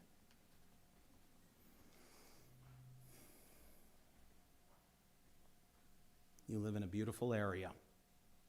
Continue to highlight it. You have a CVB that, by the way, probably, again, one of the best in the states of bringing people up here. Because you can show all sorts of fancy pictures of shop floors or back offices in a computer build or something. Nobody decides to locate a factory because it looked, the shop floor looked good in a commercial. They want to locate up here because of the quality of life, or maybe access to customers, whether it's domestic or international. There are a lot of tools available there. I think that those tools can be used in a variety of ways. As a legislator, I did a lot of that work on economic development in terms of brownfield redevelopment and those kind of things. But it would be, again, up to the commission to make sure they felt comfortable with whatever tool they choose to use, you choose to use, for economic development. I think that goes in terms of both continued redevelopment of your downtown and housing.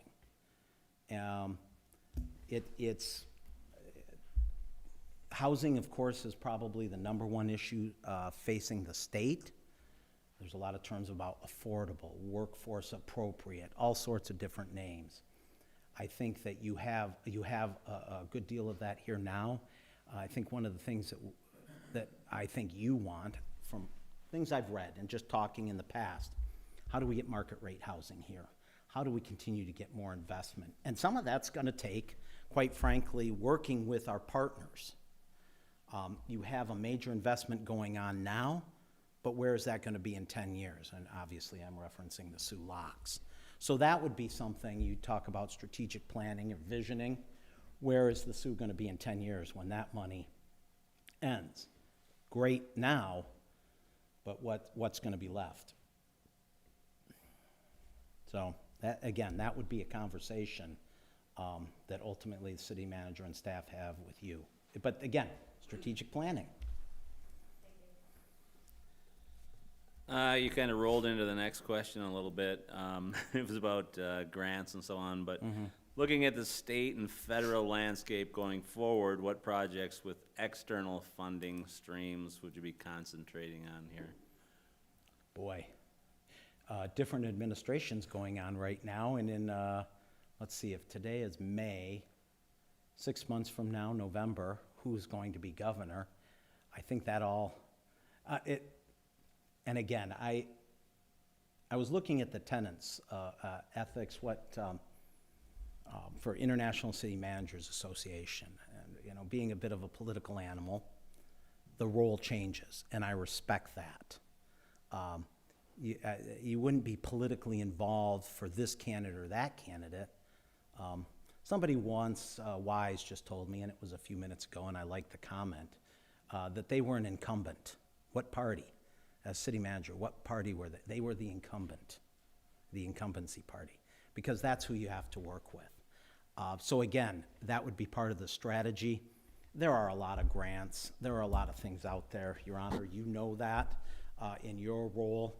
It's going to be taking advantage. I think that, and hats off to the Sioux tribe, there's some opportunities there that they have access to funding. And again, that kind of partnership is key because, and I respect sovereignty and those issues with the Sioux tribe, but I also know that they have the same goals I think that the city of Sault Ste. Marie has, which is to make sure their residents, because we're shared that way, the residents have a good economic foundation, that they have the same things. Yes, there are different governments. Of course, you have the county and the surrounding townships.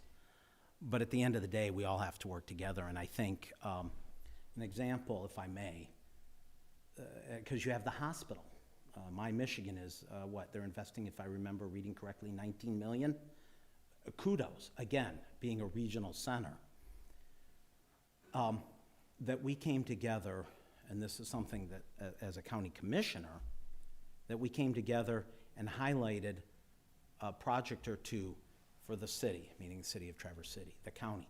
And we go to our federal representatives and say, the hospital, Munson Medical Center, needs this. This is what we are behind. Now, I know the city, that's still the number one goal as city manager, is to make sure the residents and that your vision is being carried out. However, I know your residents need a good hospital, part of economic development. Nobody wants to move to a place that doesn't have good health care. So again, it's that kind of partnership. Kevin Kelchek, a great working partnership with him, and David John prior to that. Again, you've been very fortunate, and as if I were to be selected as your next city manager, to build on that success, to have a hospital that punches above its weight in terms of rural health care. So it's going to be a lot of things. It's going to be digging them out and slogging through it. It's a tough environment right now. We're up against some good competition, but this is the Sioux, and you have shown that you can rise above it, or rise to the occasion, depending on the issue. Tell us. 358 years. Oh, sorry. Hey, no, I don't want to sound like I'm just blowing sunshine, but I really do like that this is a great place. Talk to us a bit about your use of technology as a tool for greater operational efficiency and as an effective communication and citizen engagement tool. Well, I think the Sioux has already demonstrated some of that through social media. Can you always do more? Heck yeah, you can.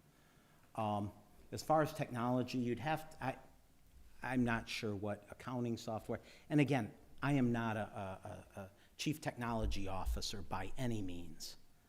That's where you rely on your department heads. Again, empowering them. Professional development, I think, is key.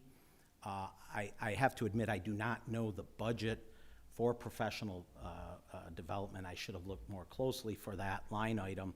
But sending people to conferences and having those folks engage with their peers on a state level and nationally makes a big difference.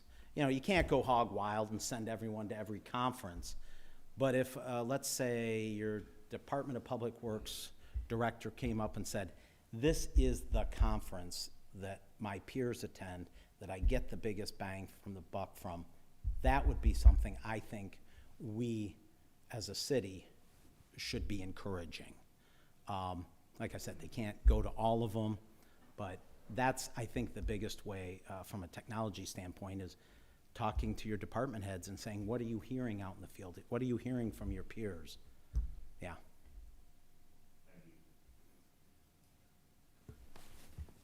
Can you tell us a little bit about one of the more complicated projects that you've worked on and brought to a community, and how many different partners and funding streams were involved, and how did you keep everything on track? Either my time is Go done, for it. Yeah, or that I'm was gonna the- self-destruct. I'm not sure which. Last question. Is that the last question? Yeah. Okay. Yeah. And I guess as a follow-up to that, unrelated to the carbide dock, something different. The carbide. Well, yeah, but Wow. that's a great one, though. It's high profile. I could do CFRED. I could do the CFRED project, Constantine Hall at Lake State, too. Some of the projects that I think, there have been some housing projects that we did in the Traverse City area. And as a downtown merchant, that I think were some of the projects. And again, from a legislative standpoint, encouraging housing policy. I know currently there are a number of bills out there legislatively that, again, your vision, your goals, but having some experience with that in what would be best for the Sioux, and making sure that if they did things legislatively, making sure that Sault Ste. Marie, and for that matter, the Upper Peninsula, making sure that we're included in that. I think that's been one of the other challenges, is that we have a great story. We have great community. We have very good people. But sometimes it's a little difficult to cut through that noise of downstate. So again, it's where you show some leadership on your behalf, of course, with your direction, but cut through that noise. But some of the housing projects, things like that, road funding, those kind of issues. I could be more specific, but, and we can talk afterwards or whatever, Your Honor, but it sounds like time is up.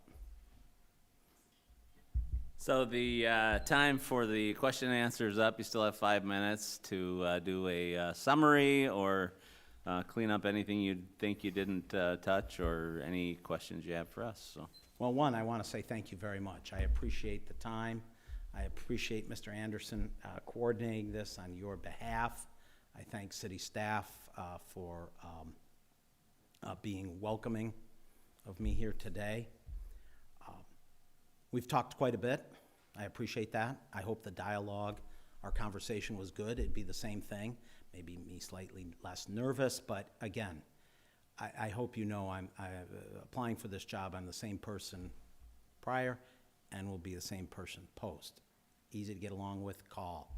Doesn't mean we're always, you know, it's ultimately you, but I think we can work together.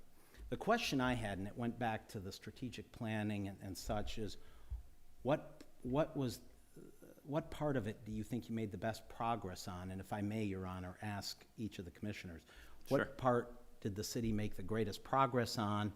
And if you were to continue to use this or a new strategic plan, if that's what you wish, what would you highlight to continue to work on or something new? Thank you, Senator Smith. I'll go first as I'm on this end here. I think, you know, in regards to our master plan being developed in 2018, I think, you know, the first thing I would answer to your question is I think we need to redevelop a new one, and we need to do that as soon as possible. Our world has drastically changed since 2018, and I think our community has drastically changed since 2018. When we look at that plan, the average housing cost was below $99,000.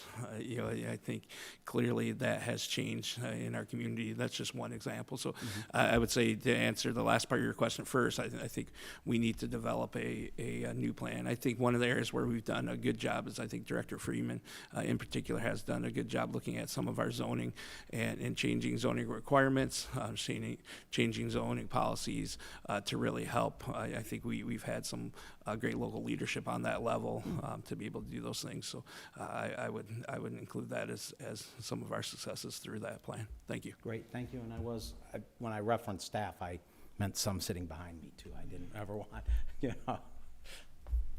I'll go next. I don't know if we necessarily need a brand new strategic plan, but I think looking at it, tweaking it as we need would be a good idea. Constantly going through it. I almost think it's more of a working document because things change. One thing that I think we've done really well at is the recreation. We've got the bike path, the walking path by the canals now with the bridges. We've got kayaks at Rotary Park. We have the trail system that's being developed. I mean, we're taking on our natural resources and we're creating those fun things to get people out, to get them healthy, to get them moving, all the things. So I think we need to keep doing more of that. We've got pickleball now that's on the table. That's what I heard. Yeah, so lots of exciting things. But I think if we just take the strategic plan, because it's very good, you know, it was researched, it was talked about with the citizens, and then just kind of reviewing it, seeing what maybe we can tweak a little bit more. I agree. The plan was developed back in 2017-18, and it was to cover 2018 to 2038, and it was done by planning mostly, and with the community in mind and with the community as a participant, and also administrative staff and the commission. So, you know, it was well done, it was well planned out, and put out a vision. I think that with all the plans of this nature, you need to pull it off the shelf and you need to look at it, and certainly updating it is smart. And I think that Kelly in planning may even be in the process of looking at it to update. I know we've had those discussions, but we certainly need you know, a system to pull it back together. And I think really, if you look at all the elements, there are 7 different elements in the plan. We have done a good job at biting chunks out of each of the individual areas, and most of it's been intentional, some of it's been unintentional, just part of projects that we have to do as a, you know, part of maintaining the city. And, but if you look at, and you know it as well as anybody, our strength is in collaboration, working together, and in getting projects done. Some of it mentions, you know, the Sea-Free, Lake State, Smart Zone, you mentioned the hospital, some of the other things. Working together in cooperation, collaboration with others to make this community better. Whoops, I ran out of time. So, Commissioner Bauer. As I said, I thought that was it. Go ahead, we can finish that. the Sioux is a leader. Yeah. That's one thing. You are seen as leaders. I don't want to come off as difficult, and I. What was that all about? I'm willing to handle it, Commissioner. I'm willing to handle it. No, I don't want to come off as difficult, and I know it's gonna maybe seem that way, but I don't think that our feelings on where we are with the master plan are gonna help us make the final determination on, you know, whether you're the best fit to be our next city manager. I mean, I think that's more of a conversation that we have like after the fact, if in fact we extend you that offer and you accept it. One thing that I would like to know though, in looking at your resume and the things that you've been doing, because I'm really not 100% certain, you know, what you've been doing as far as since you've left office. And I know you've been working with Ed McBroom and everything, and specifically, you know, what you're doing with him. I would be really interested in that. And that would be, I would consider that to be really relevant to me in making my decision on whether or not to hire you as the next city May I manager. answer Sure, that question? we'll wrap it up with that. That'd be awesome. Yeah. One of the things I've done working for Senator McBroom has been policy work, outreach on his behalf in the Eastern Upper Peninsula and throughout the district. I have to admit I've focused quite a bit too on private sector, working at the clothing store. It's nice not having to commute as much to Lansing as I used to. So it really is the private sector that I've been focused on.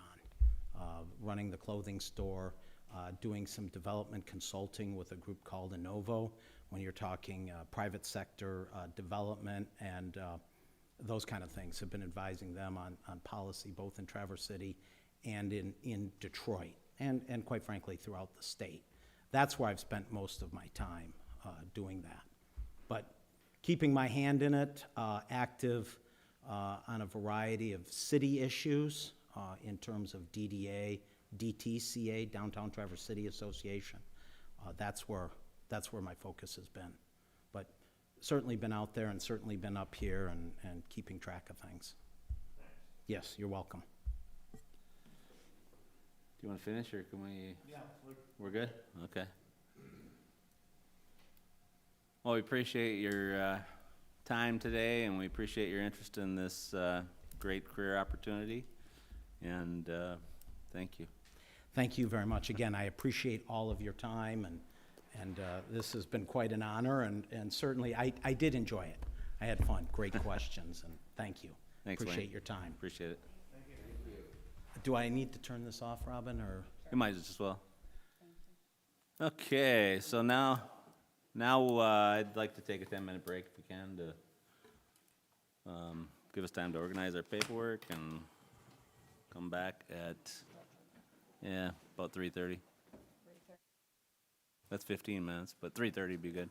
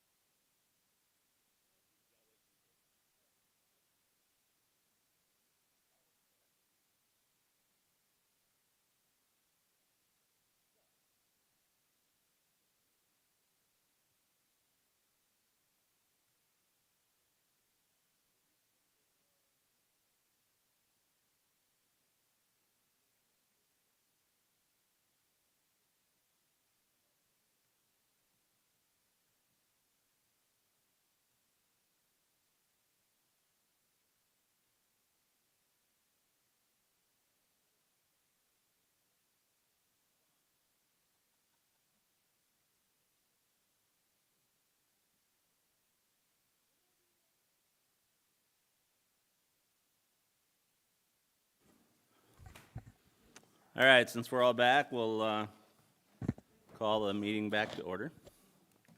We're all back. Well, we had a good session of interviews, so in front of us, we have a piece of paper, and we'd like to do a little straw poll. If everybody could write down, just off the top of their head, what their rankings would be based on the immediate interviews that we had. Do you want us to do that In by order. name or by number? What would be easier for you to tabulate? Do it by name. So, you are ranking from 1 to 5? Of the 5 candidates, yeah. Who's our number 1, who's our number 2, number 3, number 4, number 5? Okay. Indicate tie if you have any.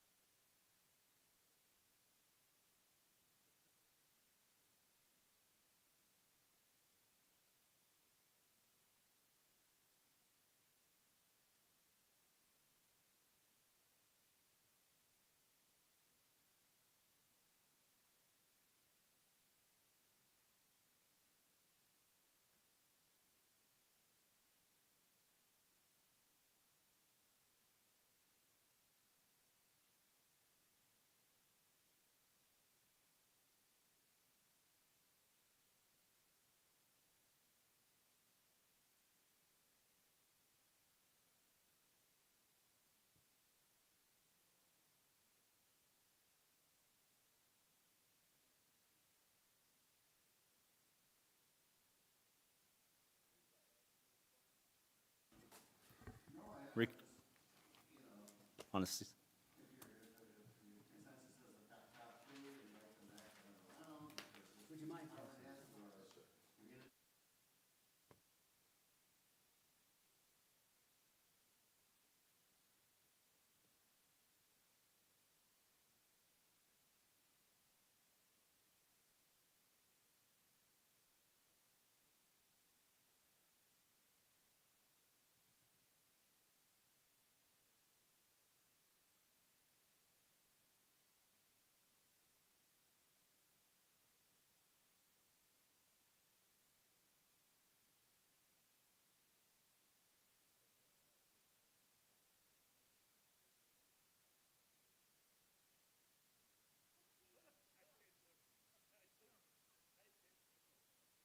warmer.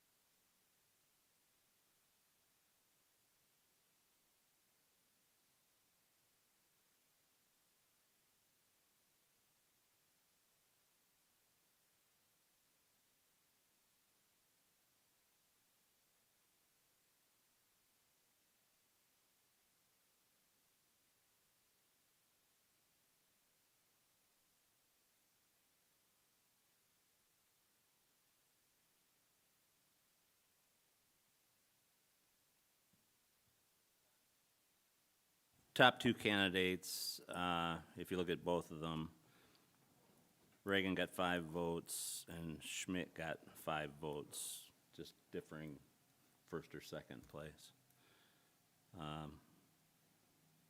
Elliott got 3, and then Heyman got 1. And that's the first 2 positions.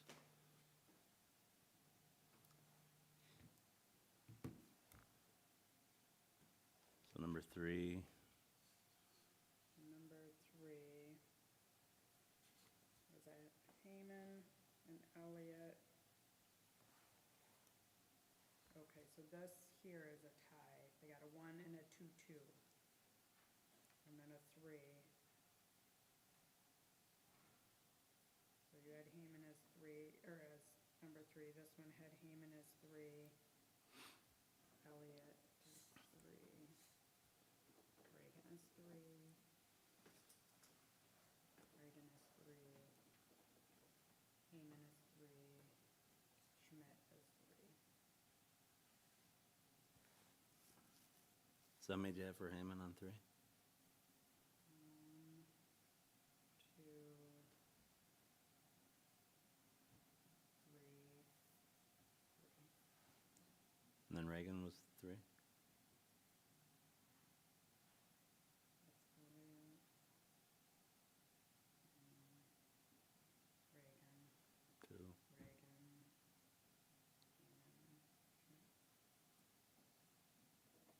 We're missing 2 then. Who are the other 2? Well, okay, so Elliott, Reagan, Reagan.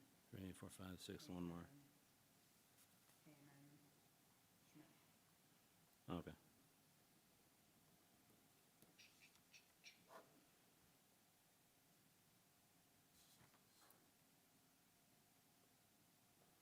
Well, it looks like we have consensus for sure on Reagan, Schmidt, and then it looks like Heyman has 4 votes in the top 3 as well. So if you look at, this one had Elliott as a 3, Elliott as a 2, Elliott as a 2, that's a 4. That's this one. That's a 4, as a 2. So 3 people had Elliott as their number 2. Actually 4.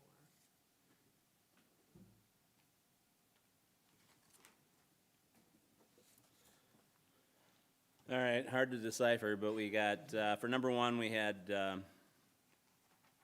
if you're not counting ties, I guess, Reagan had 4, Schmidt had 2, Heyman had 1, and then the number 2 position, Schmidt had 3, Elliott had 3, and Reagan had 1, so. And then in third, we had Heyman 3, Reagan 2, Elliott and Schmidt had 1, so. I think it's clear that Reagan and Schmidt were the top 2.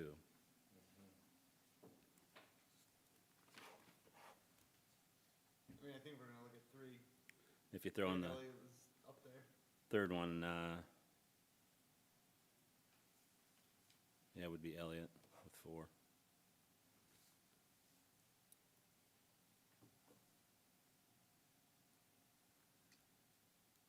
So let's, anybody have any suggestions? I mean, this is open discussion as far as the process. You know, we've done in the past, we've narrowed it down. Last time we didn't because we only had 1 candidate that went all the way through, but the prior one with Oliver, we did have a second round, and it was a less formal type of interview system, and we had meetings with staff members, department heads. We had community meeting where the public could meet them and talk to them and rate them a little bit. We gave them tours of the community and really gave an opportunity, I think, for the staff to find out what kind of a fit they would be as well. So let's go around the dais. I know Commissioner Bauer, you wanted to.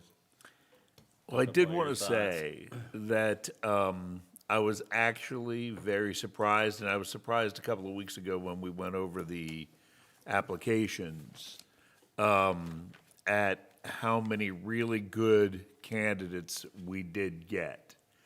And now that we've been through the interview process, there are multiple gentlemen who've been here and who have interviewed who I think would make fine city managers. I don't have a problem saying this, and I hope I'm not out of line. I did not have Reagan as my top choice on the ballot, but if you all said, you know what, if you all said today we should go with Reagan, I wouldn't have a problem with that, because I think that Pat Reagan would be a very good city manager. And I felt that way about the majority of the people that we had interviewed. I will also say, though, that, and my placement of Wayne Schmidt as my favored candidate comes from the fact that he already has existing relationships with most of our partners. And he said something to me in his interview that really made me go, huh?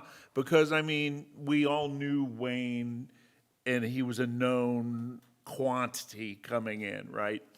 But when he started talking about our plan for beyond the lock job, then that tells me we're dealing with an individual who, you know, I know there's going to be a learning curve, and I expect there to be a year-long learning curve for each of these, for anybody who's in there, including Wayne Schmidt.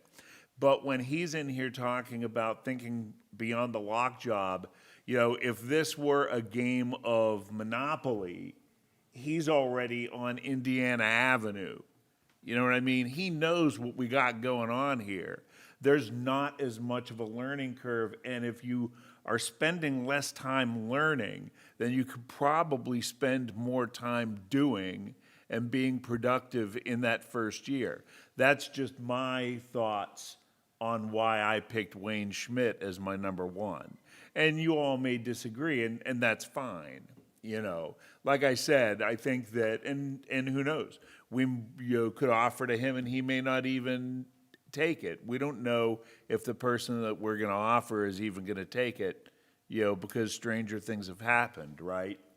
But those are my feelings on Wayne. And I would also say, like I said, that there are, you know, more than two people that we interviewed that I think we're going to do a very good job at selecting and hiring the next city manager for this town. I am very confident in that. I would also like to say, before I wrap it up, that if any of you are here the next time we have to hire a city manager, I would absolutely go the route of the Michigan Municipal League again, because I am 100% sold on their methods and their vetting of these candidates and their procurement of this type of talent for this position. Thanks, Commissioner. Commissioner Rubenstein. I'll echo Commissioner Bauer. So I had Wayne as my number one, and really it was looking at the holistic picture. So I think if you looked at Patrick or Greg, they were really strong from a technical standpoint of what goes into being a city manager day to day. But I think you look at this community has such a large federal presence, tribal presence, and being able to understand that bigger picture. Those pre-existing relationships don't hurt, but that bigger picture is really where it came down to me, with Wayne as my number one. But on mine, I also put Greg as 1B. Like, he did an incredible job, and you know, I think we really can't go wrong kind of where our top three landed, and I do think it is worth bringing two, if not three of them back up here.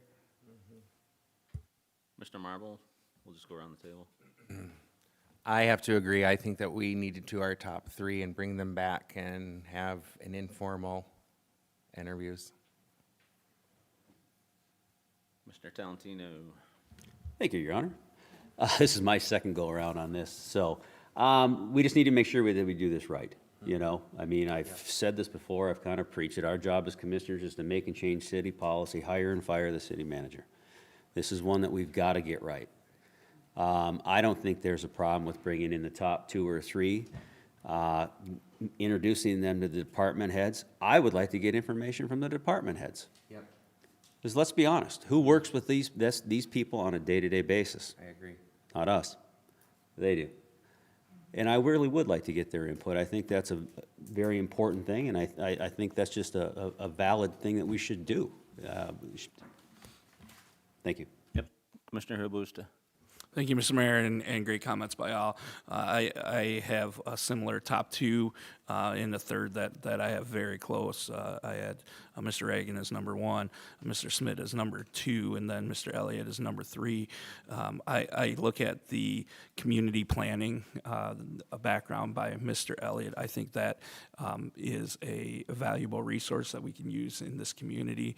I look at what he's done down in Adrian and the work that was done there. I don't know if any of you have had the opportunity to go down there and see what has happened in that town in the last several years under his leadership, and clearly there's some wins there. I think Mr. Smith's relationship with our community and our partners, as indicated, it is definitely a valuable asset. But to me, what stood out is Mr. Regan's understanding municipal government, from municipal funding to municipal leadership as a whole. I felt his downtown development experience is something that we can lean into here as a community, and I felt like it was definitely high on my list. So my top 2 are very close, and Mr. Smith and Mr. Regan, I would support bringing both of those back, as well as a third, if that's the wish of the commission.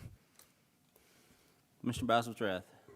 Thank you, Mayor. I'm going to echo what Commissioner Talentino talked about. I think it would be great for 2, 3 to come back, talk to the department heads, and then have us talk to the department heads and see what their impression was.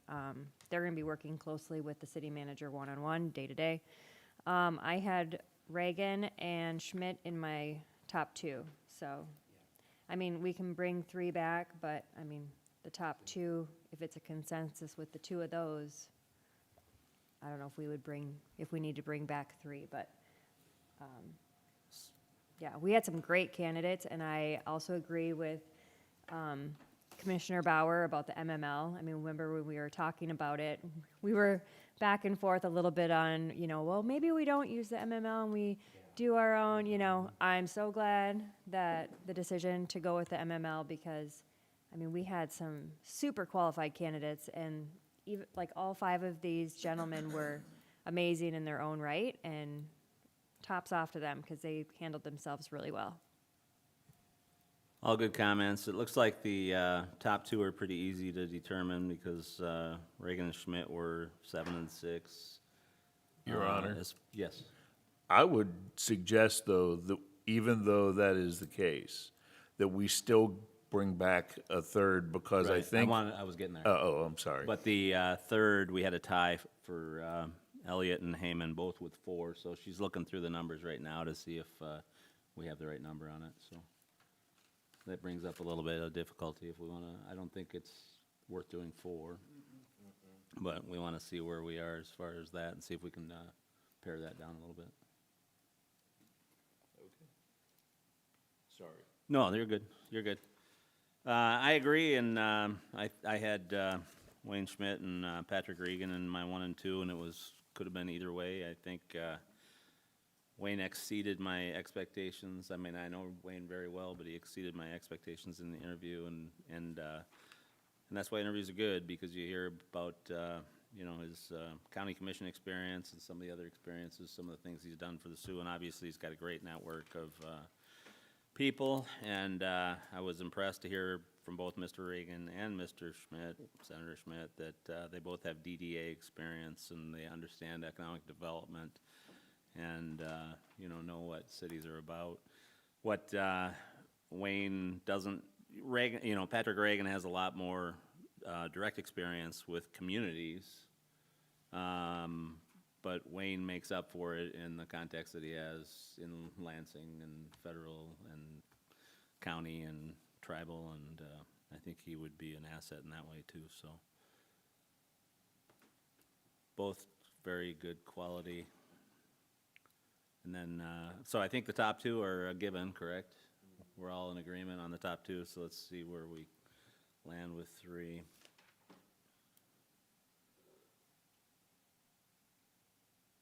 Instead of making it really difficult, why don't we just pass around another sheet of paper and have everybody vote on who their third candidate would be? That way, we'll put the math away. Between 3 and 4. I said Do we ultimately need to make these public of how we're ranking them? If they wanted to FOIA them, they could, but good luck reading them. So who are we ranking them right now? The third, between Elliott or Heyman. I need a sheet of paper too, please. Everybody's written down one name. Yeah, your third. Who's your third? Who, if we have Reagan and Schmidt back for an interview, who would you like to have as a third?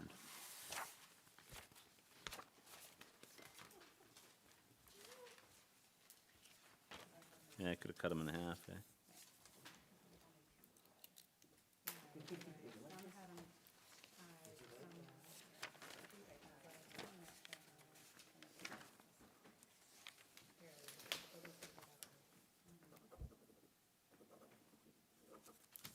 Can you read that? This will be an easier vote.